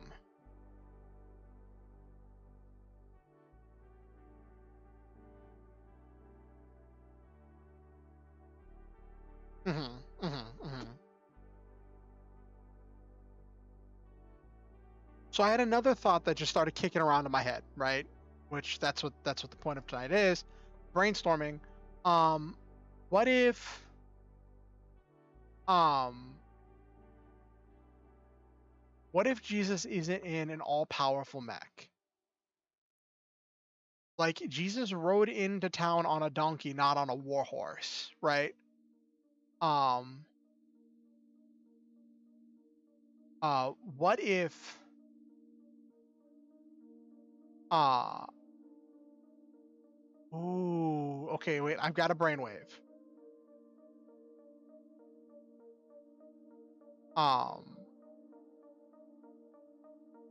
what if Jesus is piloting one of the regular mechs, but well, everyone else is determined to like uh destroy and kill the person inside the beasts. Um,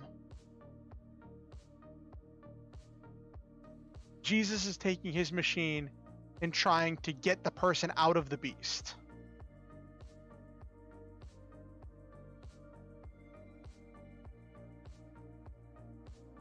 I don't know.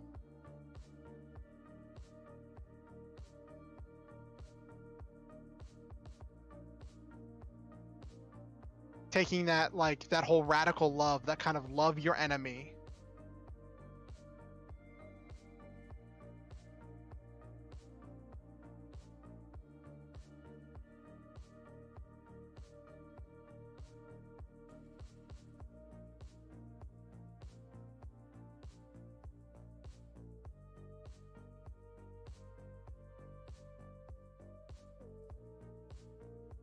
But I do see what you're saying, Nabaru, about like having all that power doesn't mean you know how to apply it.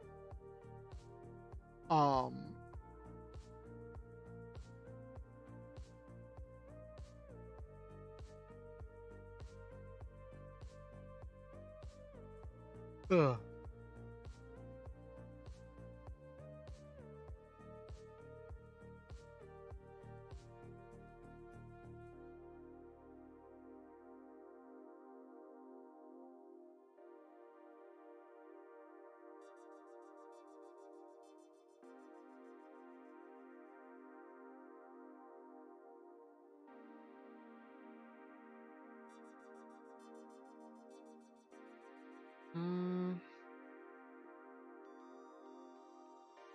So it could be an interesting thing where, because I want Jesus to be piloting a super robot. Like that is the entire premise here. Is Jesus needs to be piloting a super robot. So no, we're throwing out that that whole Jesus is just in a regular robot. The entire prompt here is put Jesus in a super robot.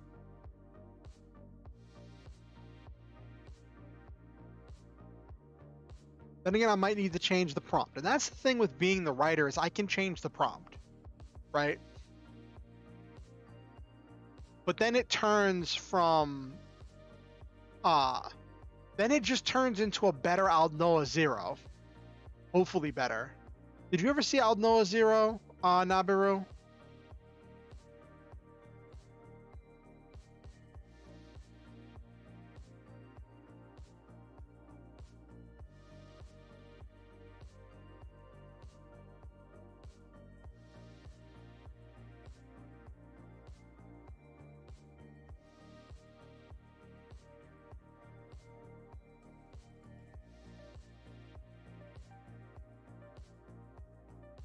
So, basic premise of Aldnoah Zero is these alien humanoids. Well, they essentially look like humans. From I believe Mars, invade Earth. And these Martians have this advanced technology that essentially gives them super robots. And the main character is this super smart, uber intelligent, uber tactical human who is able to very quickly gather and process data and put together strategies to defeat the super robots, the big bombastic super robots with over-the-top supernatural powers. But he defeats them with a regular real robot that is very grounded in reality and has a great deal of limitations and weaknesses.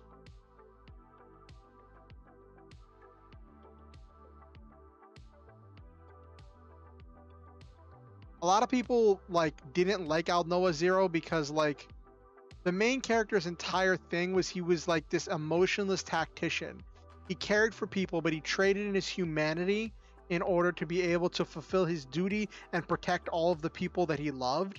And then he already had very little emotion in the beginning, and then by the end of the series he had traded in most of his humanity because he got this cybernetic implant that he slowly let take over his brain in order to improve his performance.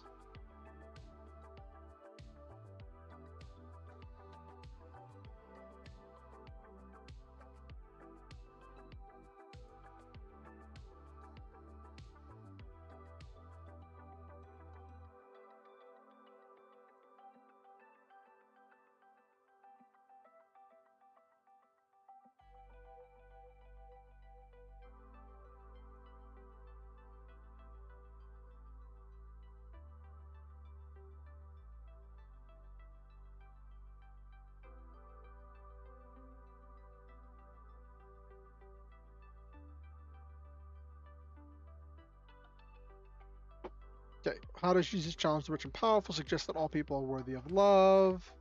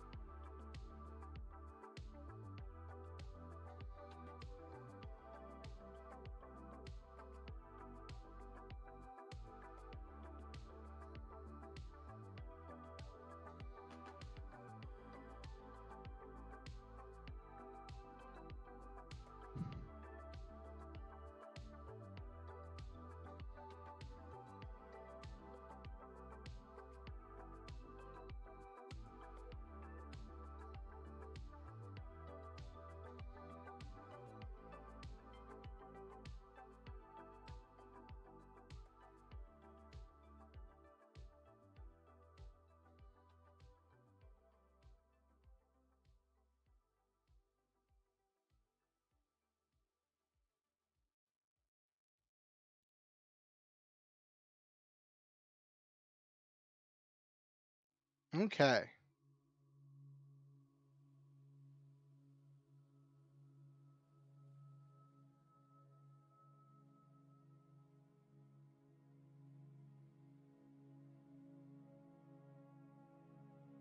Let me see something real quick.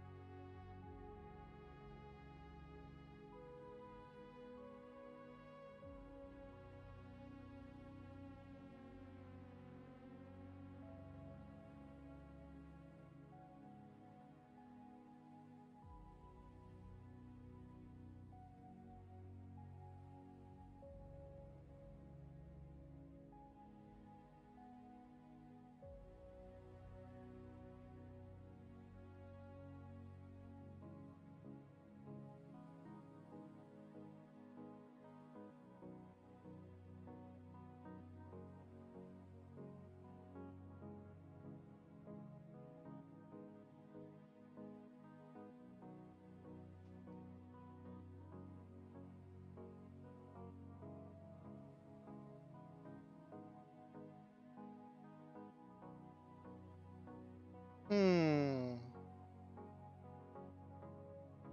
I'm wondering now that I'm doing a little bit more research. I googled like how did Jesus challenge the establishment because Google has all the answers, right? Um, and that is giving me some interesting ideas to go off of.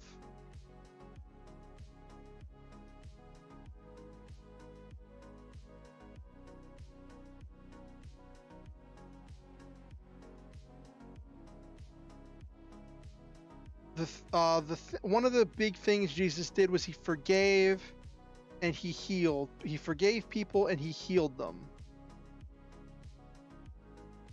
Okay.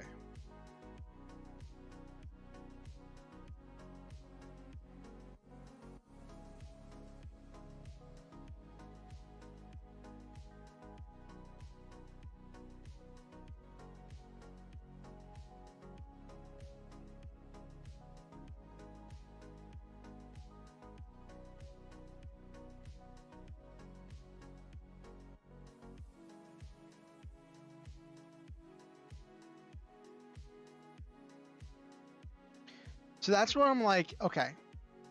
So he forgives people instead of holding their sins over their head to control them.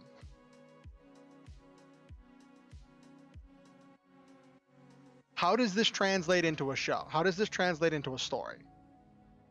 Like I could go on about the theology and ideals for all day, but at the end of the day, I'm here to write a story.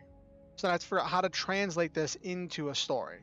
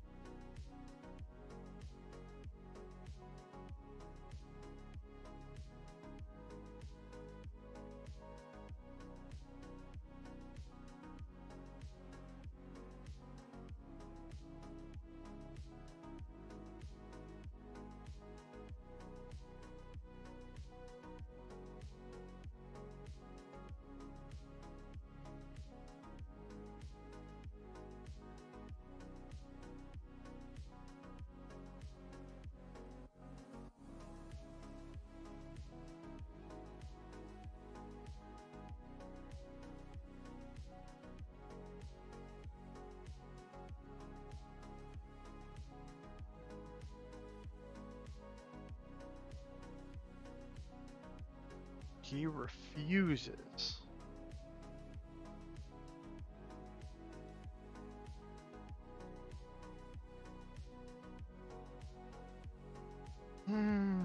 Okay, so what does this look like?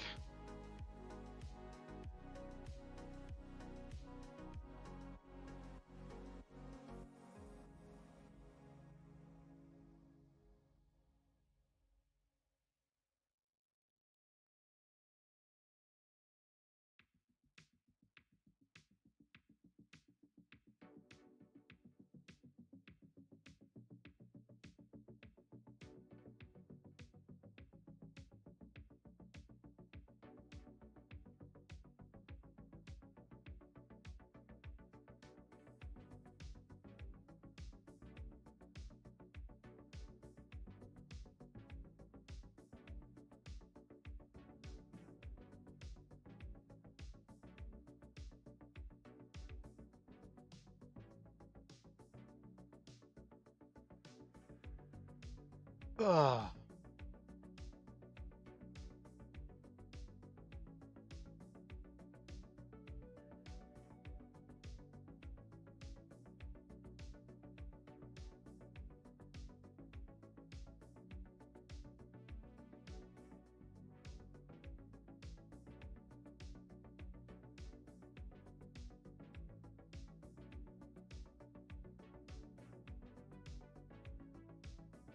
Okay, so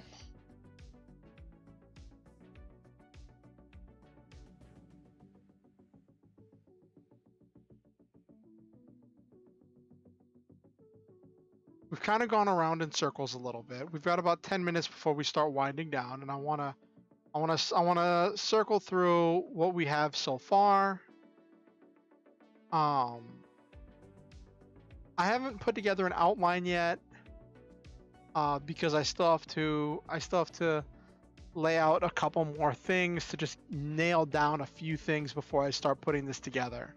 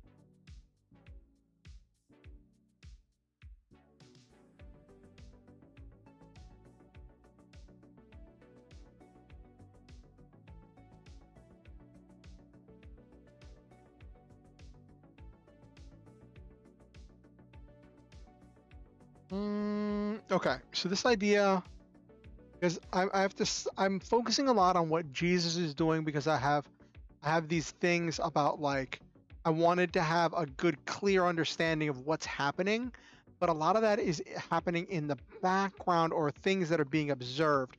This is being observed through the audience surrogate, who is the main character.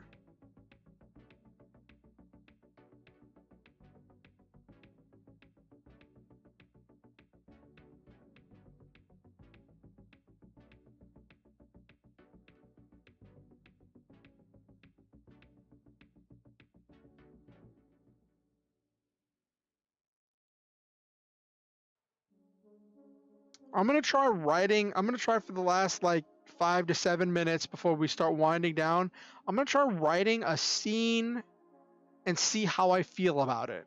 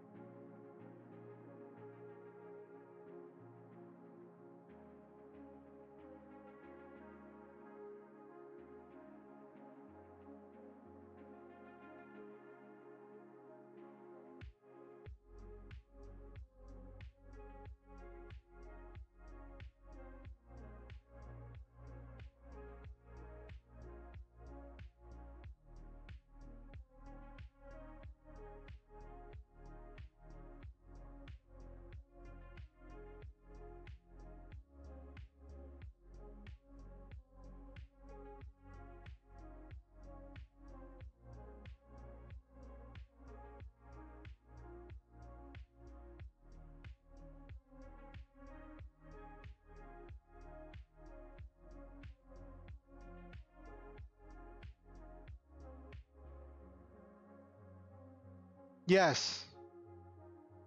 Yes, Tom.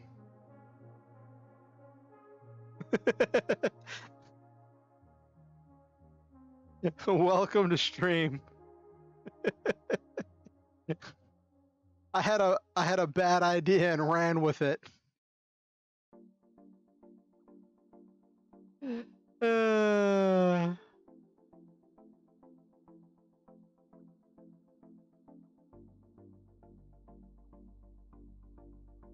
I don't know if you saw my.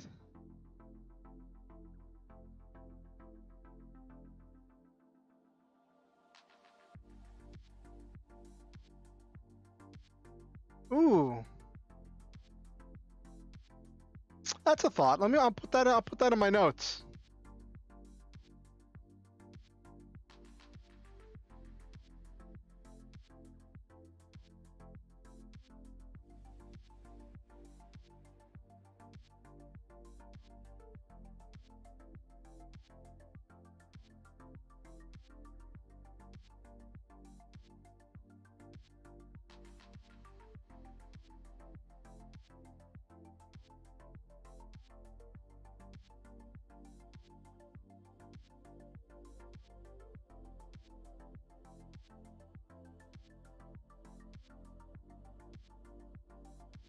Mm-hmm.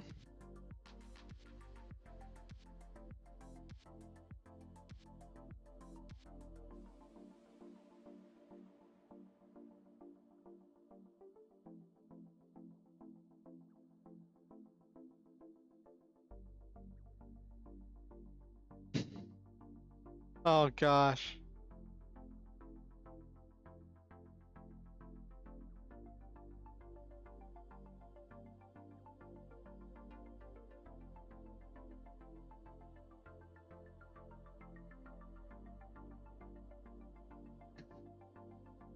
Yeah, I guess.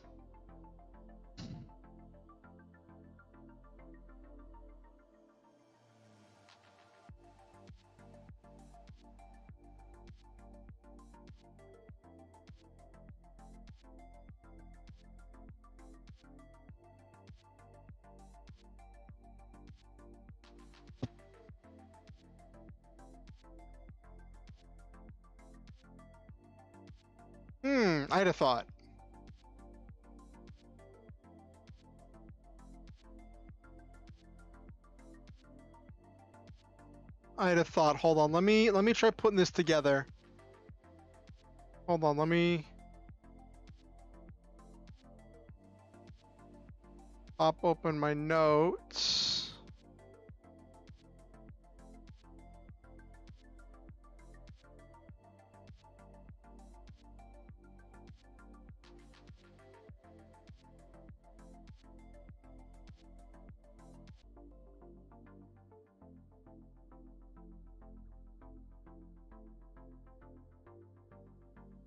Okay.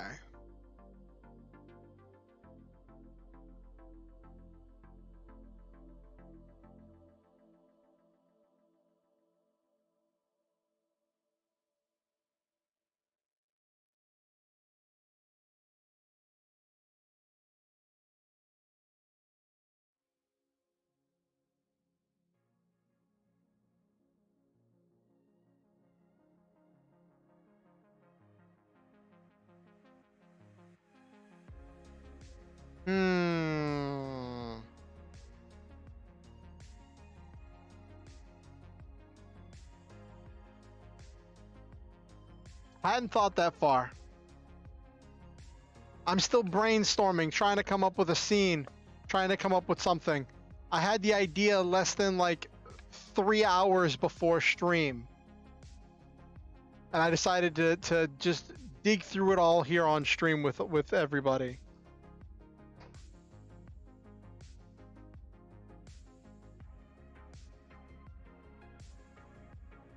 I was just going to be doing another, like it was either that or I do another stream of just me doing some more writing on my airship story, which there's nothing wrong with that. But I was just like, let's try something a little bit different. Hey CeeLo, how are you doing? How was your How was your rewrite of your story, CeeLo? I know you said you were working on rewriting that introduction and the next part of your self-insert into the Konosuba thing, right, CeeLo?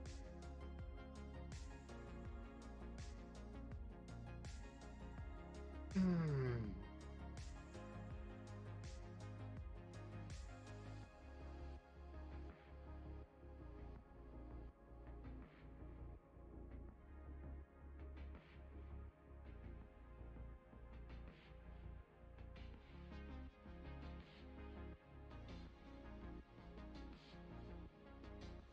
Mm.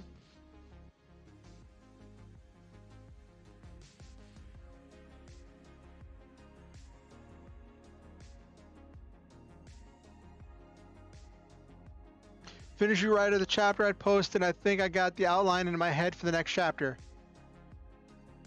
A word of advice.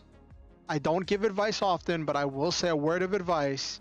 I know you feel like you've got that outline in your head, but if you can, get that outline on paper somewhere. It is remarkably easy for things to get confused, lost, jumbled, misunderstood if you just leave it in your head. If you can get it even jotted down in like a notepad, just a quick whatever that rough outline is, something just to make sure that you can have some kind of concrete thing you can look at and remember what that outline is. It can make a huge difference. Having a strong outline can very much direct your writing and help you make sure that you know what you're supposed to be writing, so your time that you spend writing is spent well, and you get more words done, and you actually get stuff completed.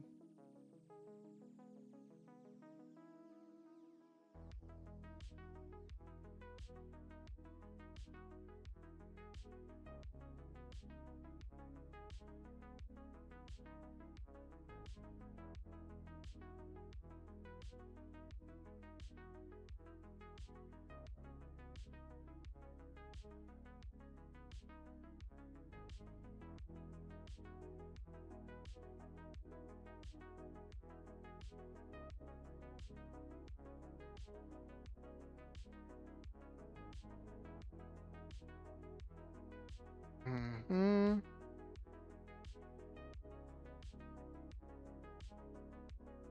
Mm-hmm.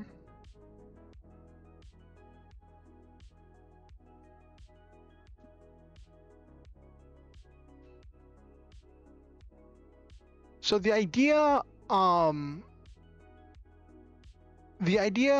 basic idea I'm going with here is not very simple. Basically, it's just guess all the multiple choice questions in the test and still ace it. That's obviously absurd, but it ties in with the theme of luck that was brought up. Okay.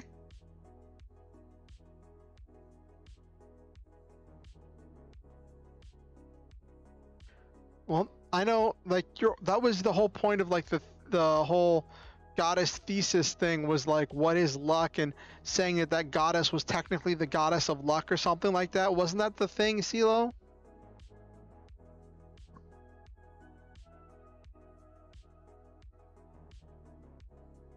But yeah, so the basic story that I'm working with so far, that I have so far, is not super original.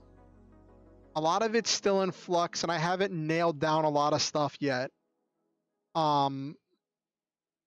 This is trying to tell kind of a end timesy story, but in a bit of a fanciful way that deals with a whole lot of stuff. But so basically, and then on the last page of the test, there would be a written question of what power item would you bring with your adventure, and I'd leave that blank so the people grading the test, oh, so that's why you get sent with nothing, because you leave that blank. Okay. But you leave it blank because the entire test is in Japanese and you can't understand it. I see what you're doing, CeeLo. I'm picking up what you're putting down. But yeah, so in this world,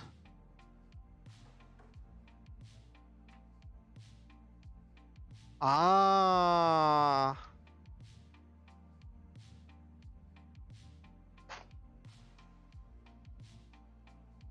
um, in this world of the story that I'm working on here, um, the rich and the powerful, who uh ally themselves with the state religion, uh are living on floating cities that float in the sky above the clouds, and live these idyllic lives. And then all of the people and everyone else has to live on the ground, dealing with deteriorating climate and struggling to eke out a living, because so much of the resources they generate gets sent up to the floating cities. So much of the food and fuel and materials and things they manufacture and produce just get shipped right up to the floating cities.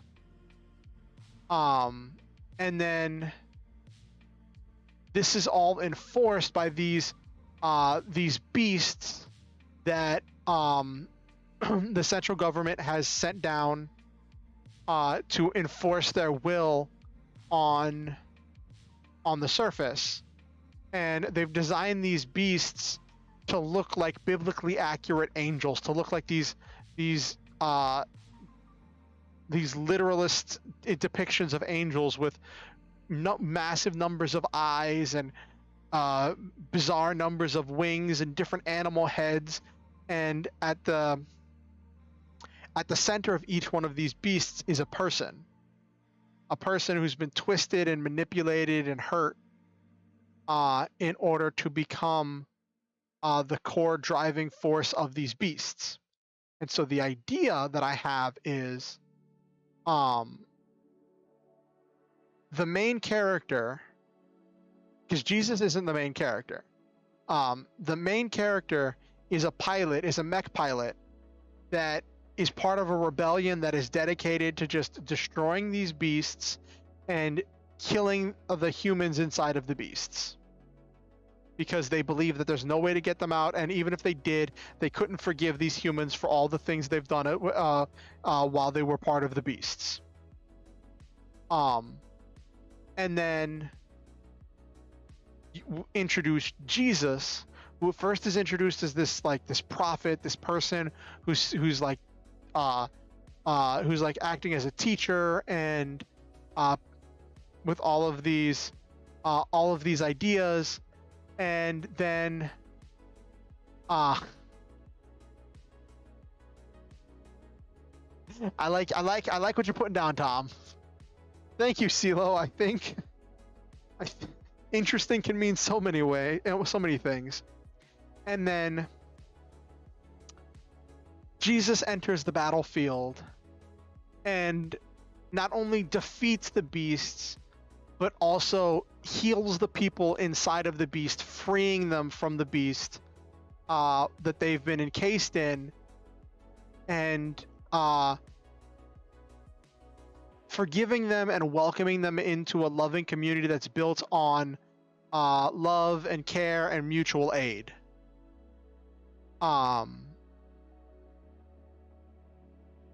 And the main character just reacting to seeing all of this unfolding, and then the established religion feeling challenged by the fact that all of a sudden their beasts are being indestructible beasts are being taken down, and they're not just being taken down and killed, they're being taken down, and the people into new life. So then the people inside of them can who are inside can speak out for against what's happening.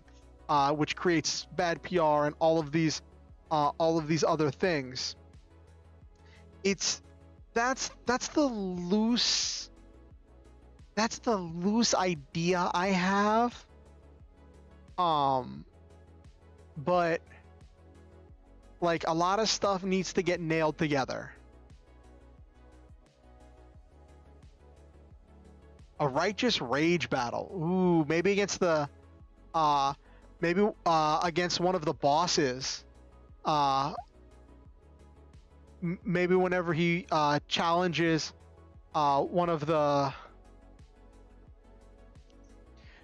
maybe he'll storm a factory that's making the beasts. And level the factory after freeing the people in a righteous rage.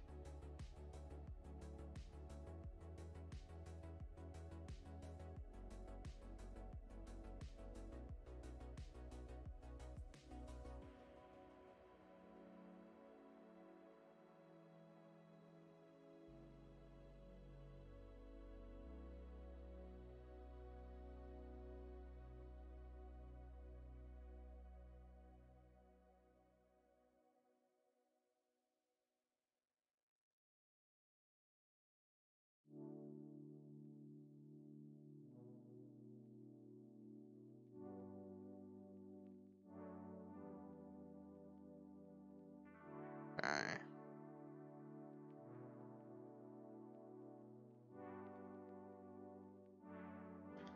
Oh, what are you processing, Sila? Oh no, did I break your brain?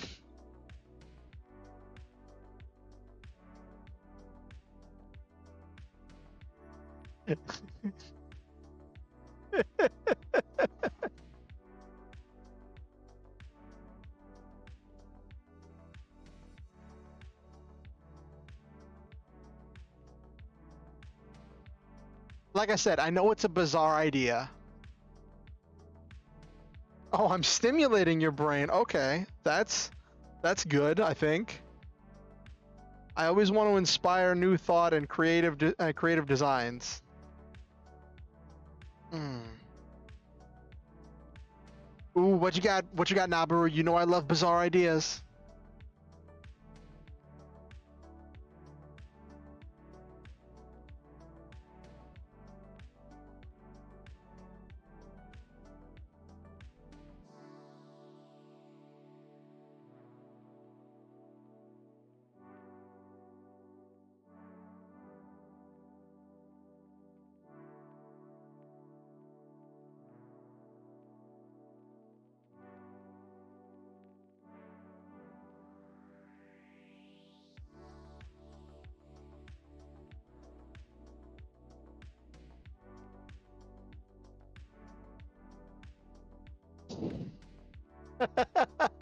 Jesus, Joe Star. Oh no, he's a JoJo. Oh no. Oh no, Nabaru. The question is, would Jesus Joestar use Haman or would he use stands?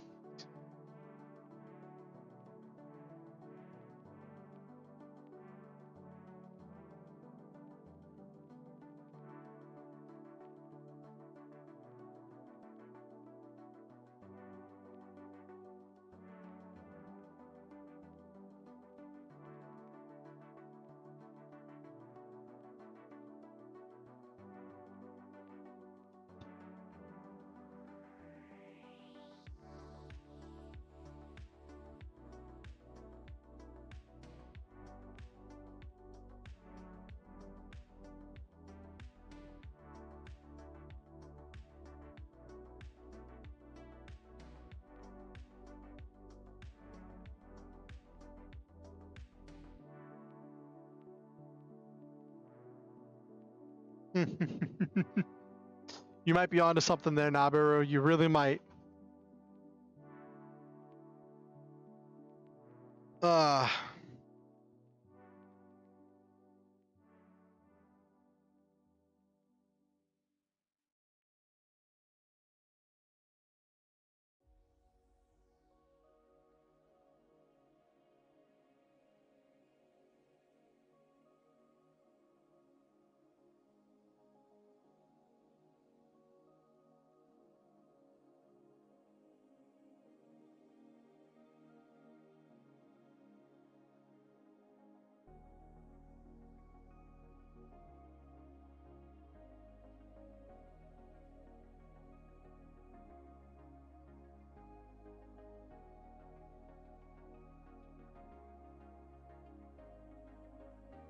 Okay.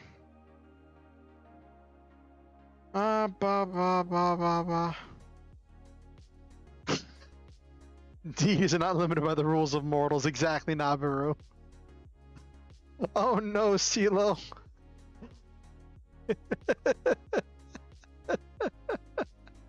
Oh no.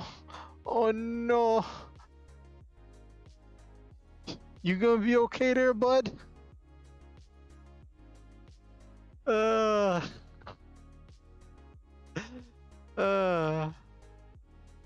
All this because I saw a silly tweet that just got my brain going.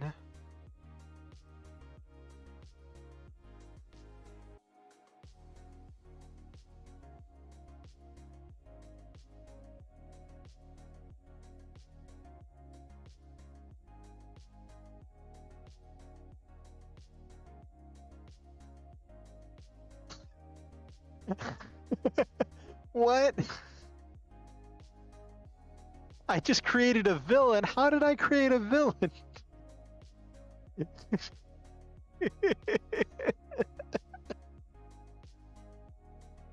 Oh no. Oh no. No, that's part of the joy of creating things, is seeing how it all unfolds.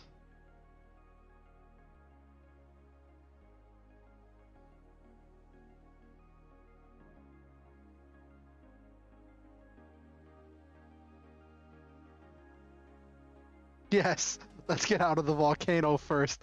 Then we'll meet whatever this is. I'm scared whether you were inspired by the beasts or if you were inspired by the Jesus. You said villain, so I don't know. I don't know.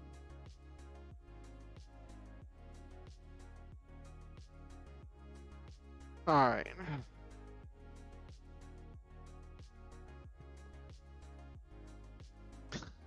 Oh no! Oh no!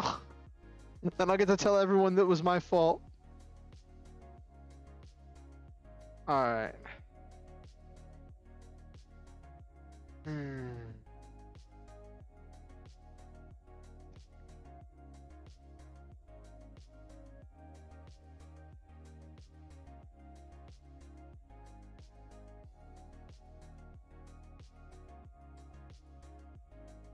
That's kind of what I was going for, CeeLo.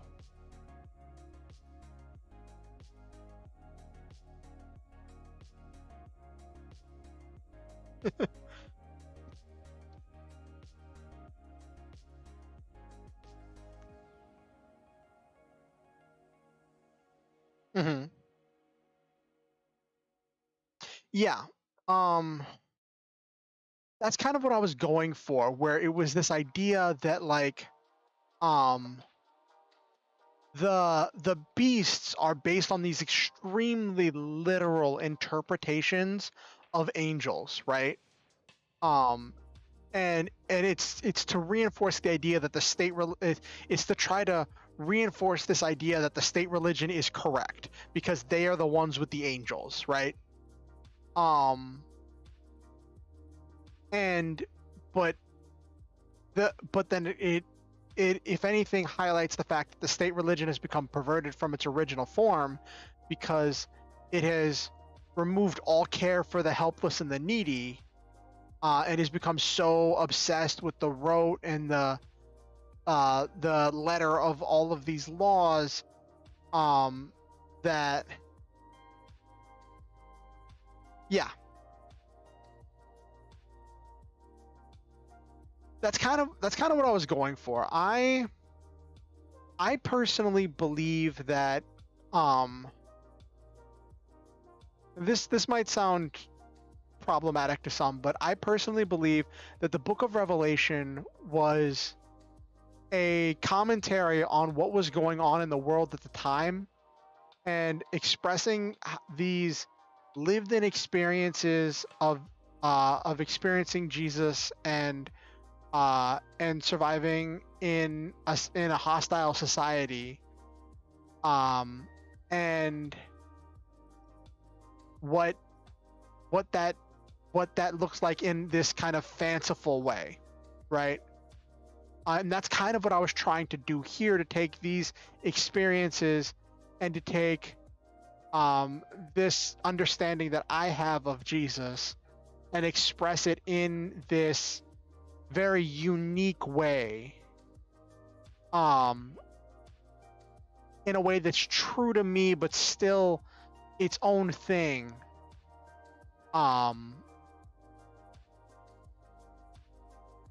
and to try to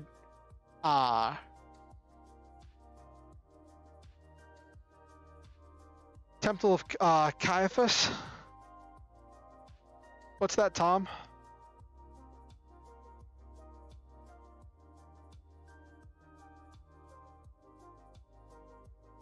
I'll Google it.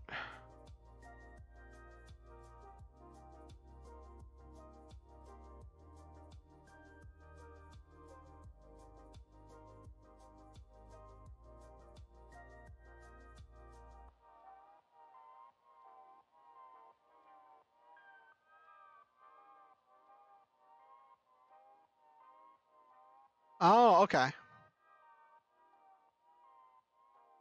Ooh.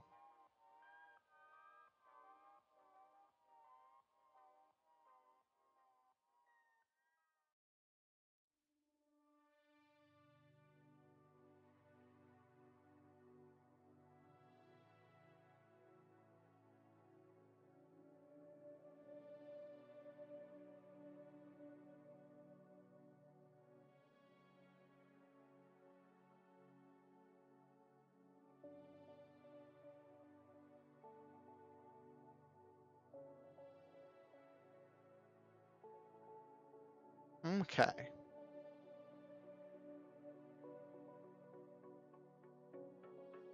Interesting.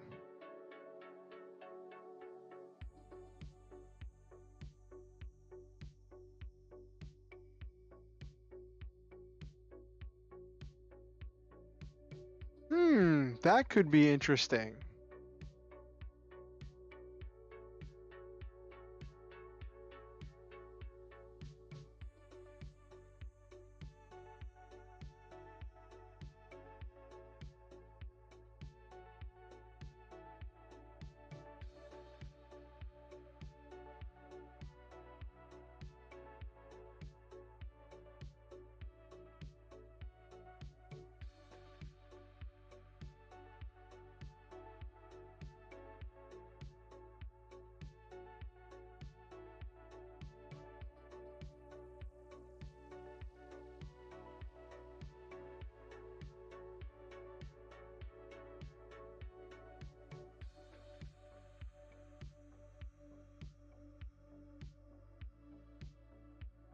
Hmm.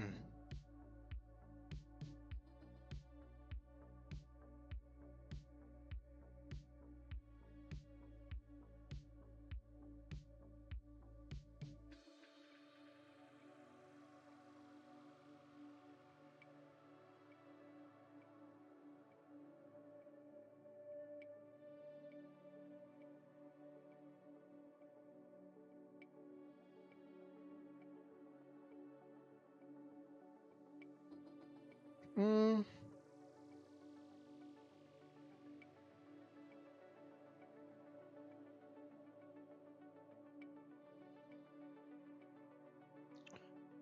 All right.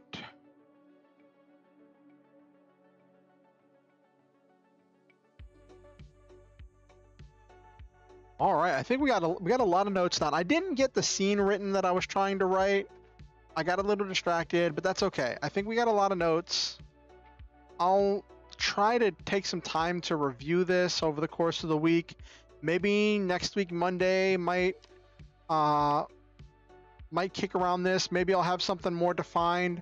Maybe we'll work on putting together some kind of an outline to figure out what form I want this story to take. If I think there's going to be enough story for like a novel, or if it's going to be like a short story, or if I'm going to try to write it like as a script or something.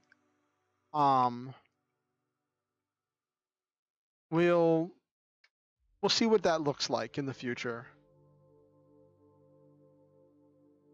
Or you can make it as if Christianity never existed, but the Messiah returns anyway 3,000 years later or something and sees how the world has turned out with disgust. That's an interesting thought, Tom.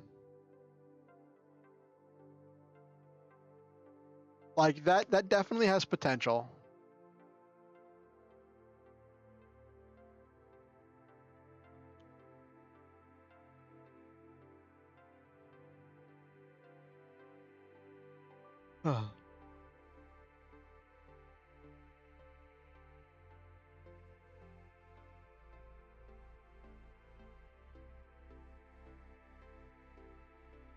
Oh my gosh, I have been like so active doing stuff all day long. I'm just exhausted.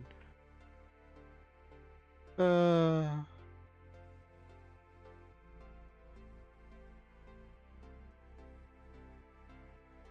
just trying to think.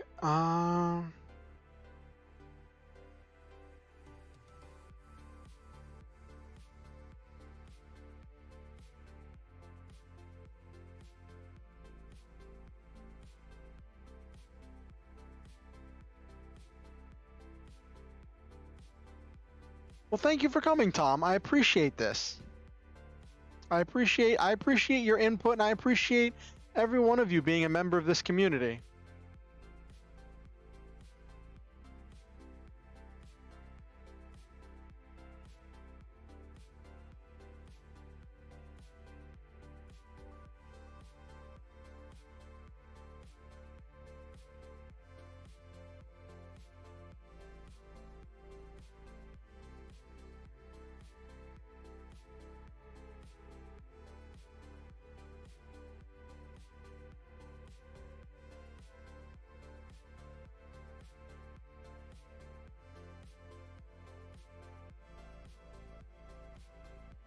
But yeah, uh,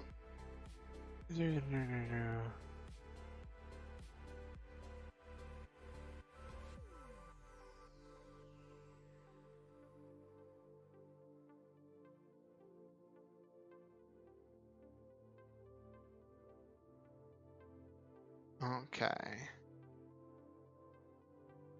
Got a lot of ideas here.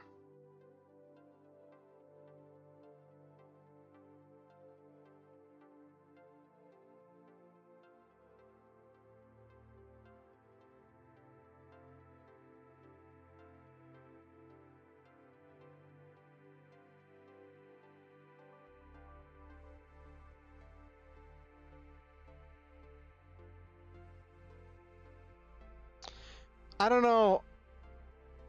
I have trouble when it comes to like I have enough trouble with like keeping my own ideas in like flowing. I don't even know where I'd begin when it comes to like collaborating on a book. Um, but if I ever get to that point, I will definitely let you know, Tom.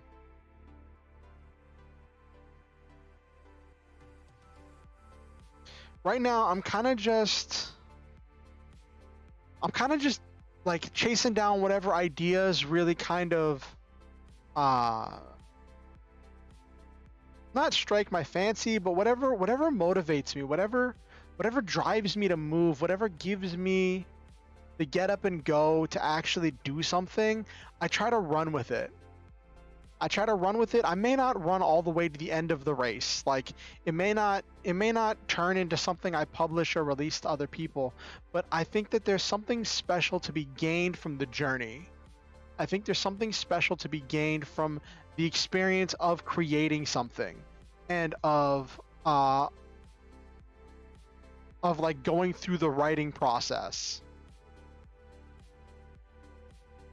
Um so yeah, that's kind of just where my head's at with that.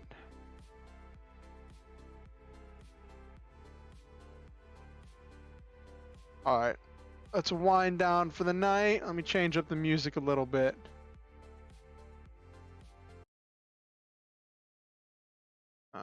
Boop.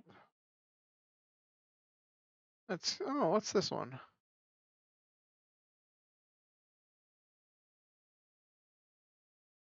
I haven't listened to this one yet.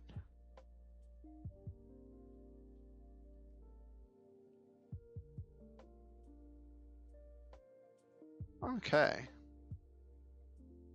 Sometimes I like to change up the music a little bit.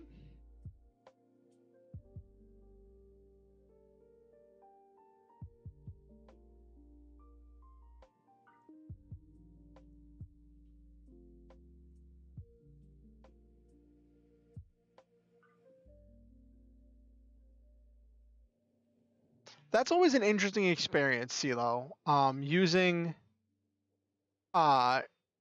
using a story to work through trauma. I did that when I wrote the novel for the lore for my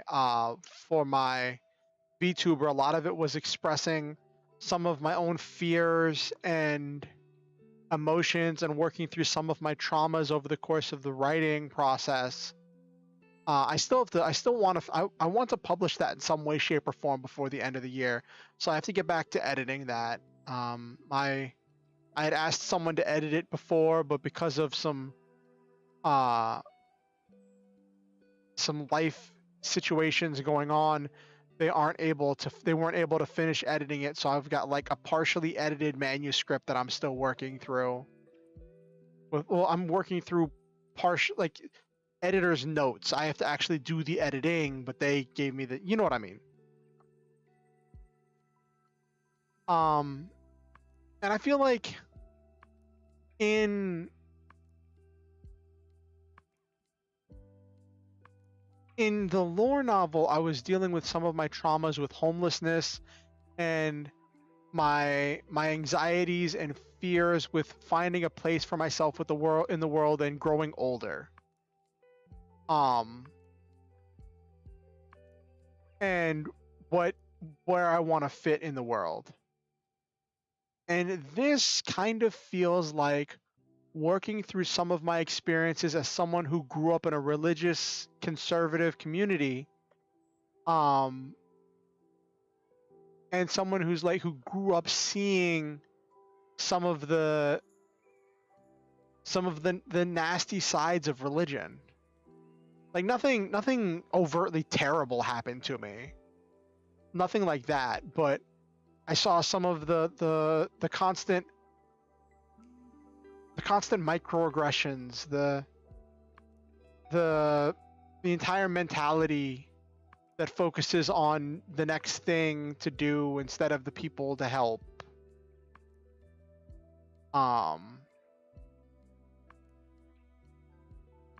And like I grew up in what the church I grew up in could count as a small mega church.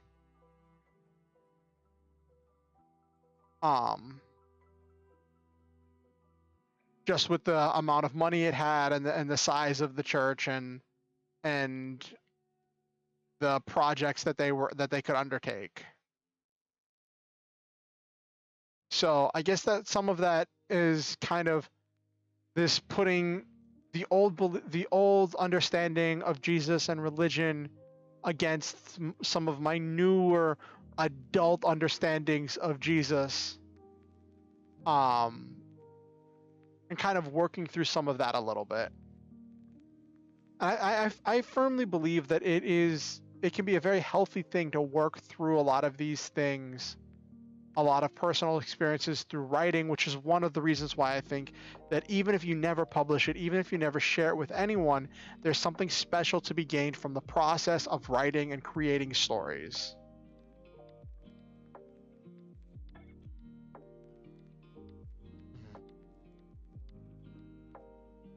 Which is why I think even if I don't work on this on stream again, which I probably will, I think I'm still gonna like tinker with this a little bit in the background.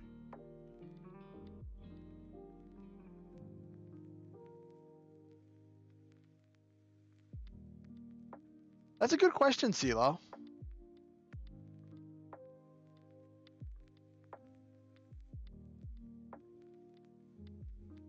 If everything that keeps you afloat now, family, job, church, got pulled out from under you, then what? What are you removed from everything else?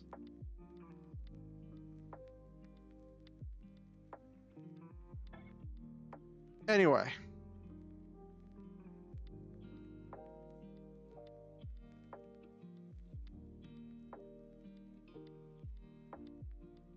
Got my giant robot in the background there.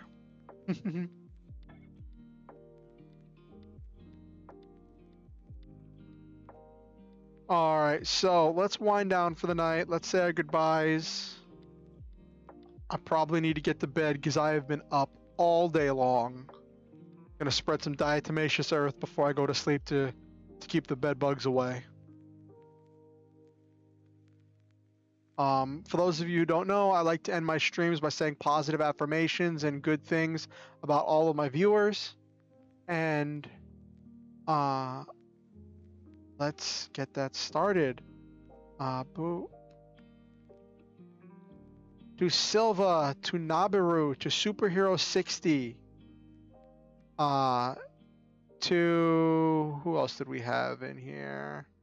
To Tom and to CeeLo and to everyone who watched the stream and didn't say anything and watched quietly in the background, and to everyone who watches this VOD afterwards, I want to say I love all of you.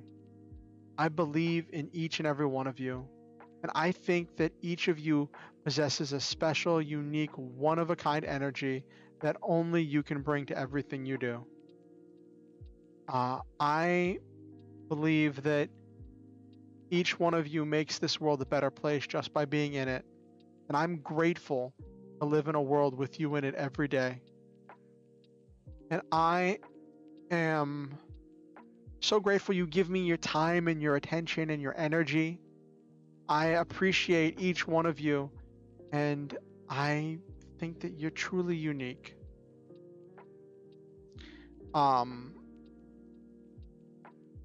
I want you to know that I'm very grateful that you've chosen to be a part of this community and to share some of yourself with each of us. I want you to always remember the Star Hunter motto: shoot for the stars, have wonderful adventures, live your dreams, and always stop to enjoy the memes. What'd you say, CeeLo? I was trying to find a vid I saw some time ago about life in early church, 0 and centuries based on writings of the time, but didn't manage to. Feel like it'd make an interesting material for that storyline you got going. Oh, that could be interesting. Aw, thank you, CeeLo. Hopefully not in a parasocial way.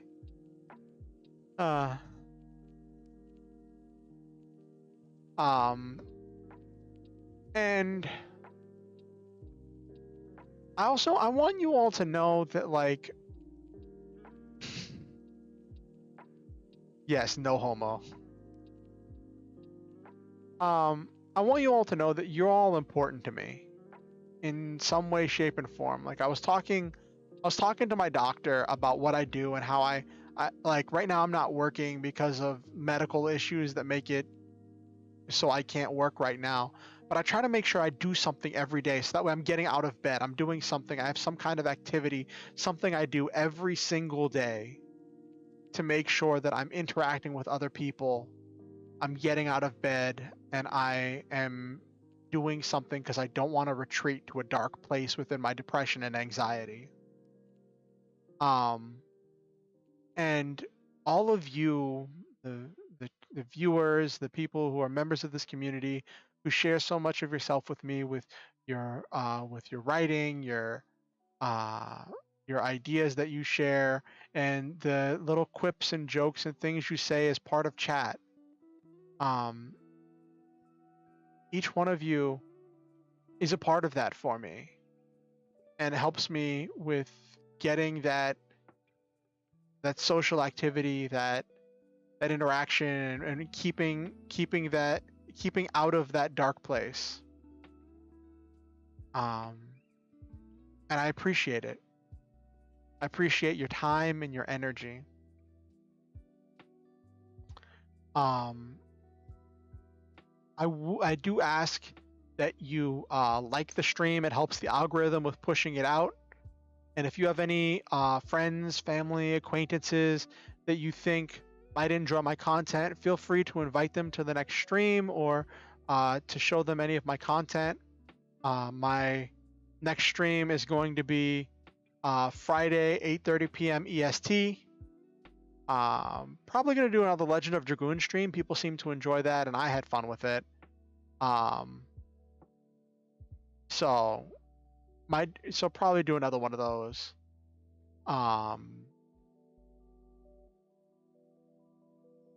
You have a good night too, CeeLo.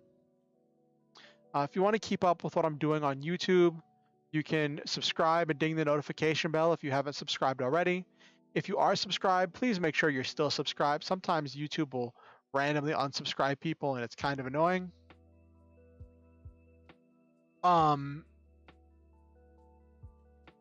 And if you want to keep up with what I'm doing outside of YouTube, you can join my Discord or follow me on Twitter. Links to both of those are in the description down below. Always remember, you're never required to pay to be a member of this community.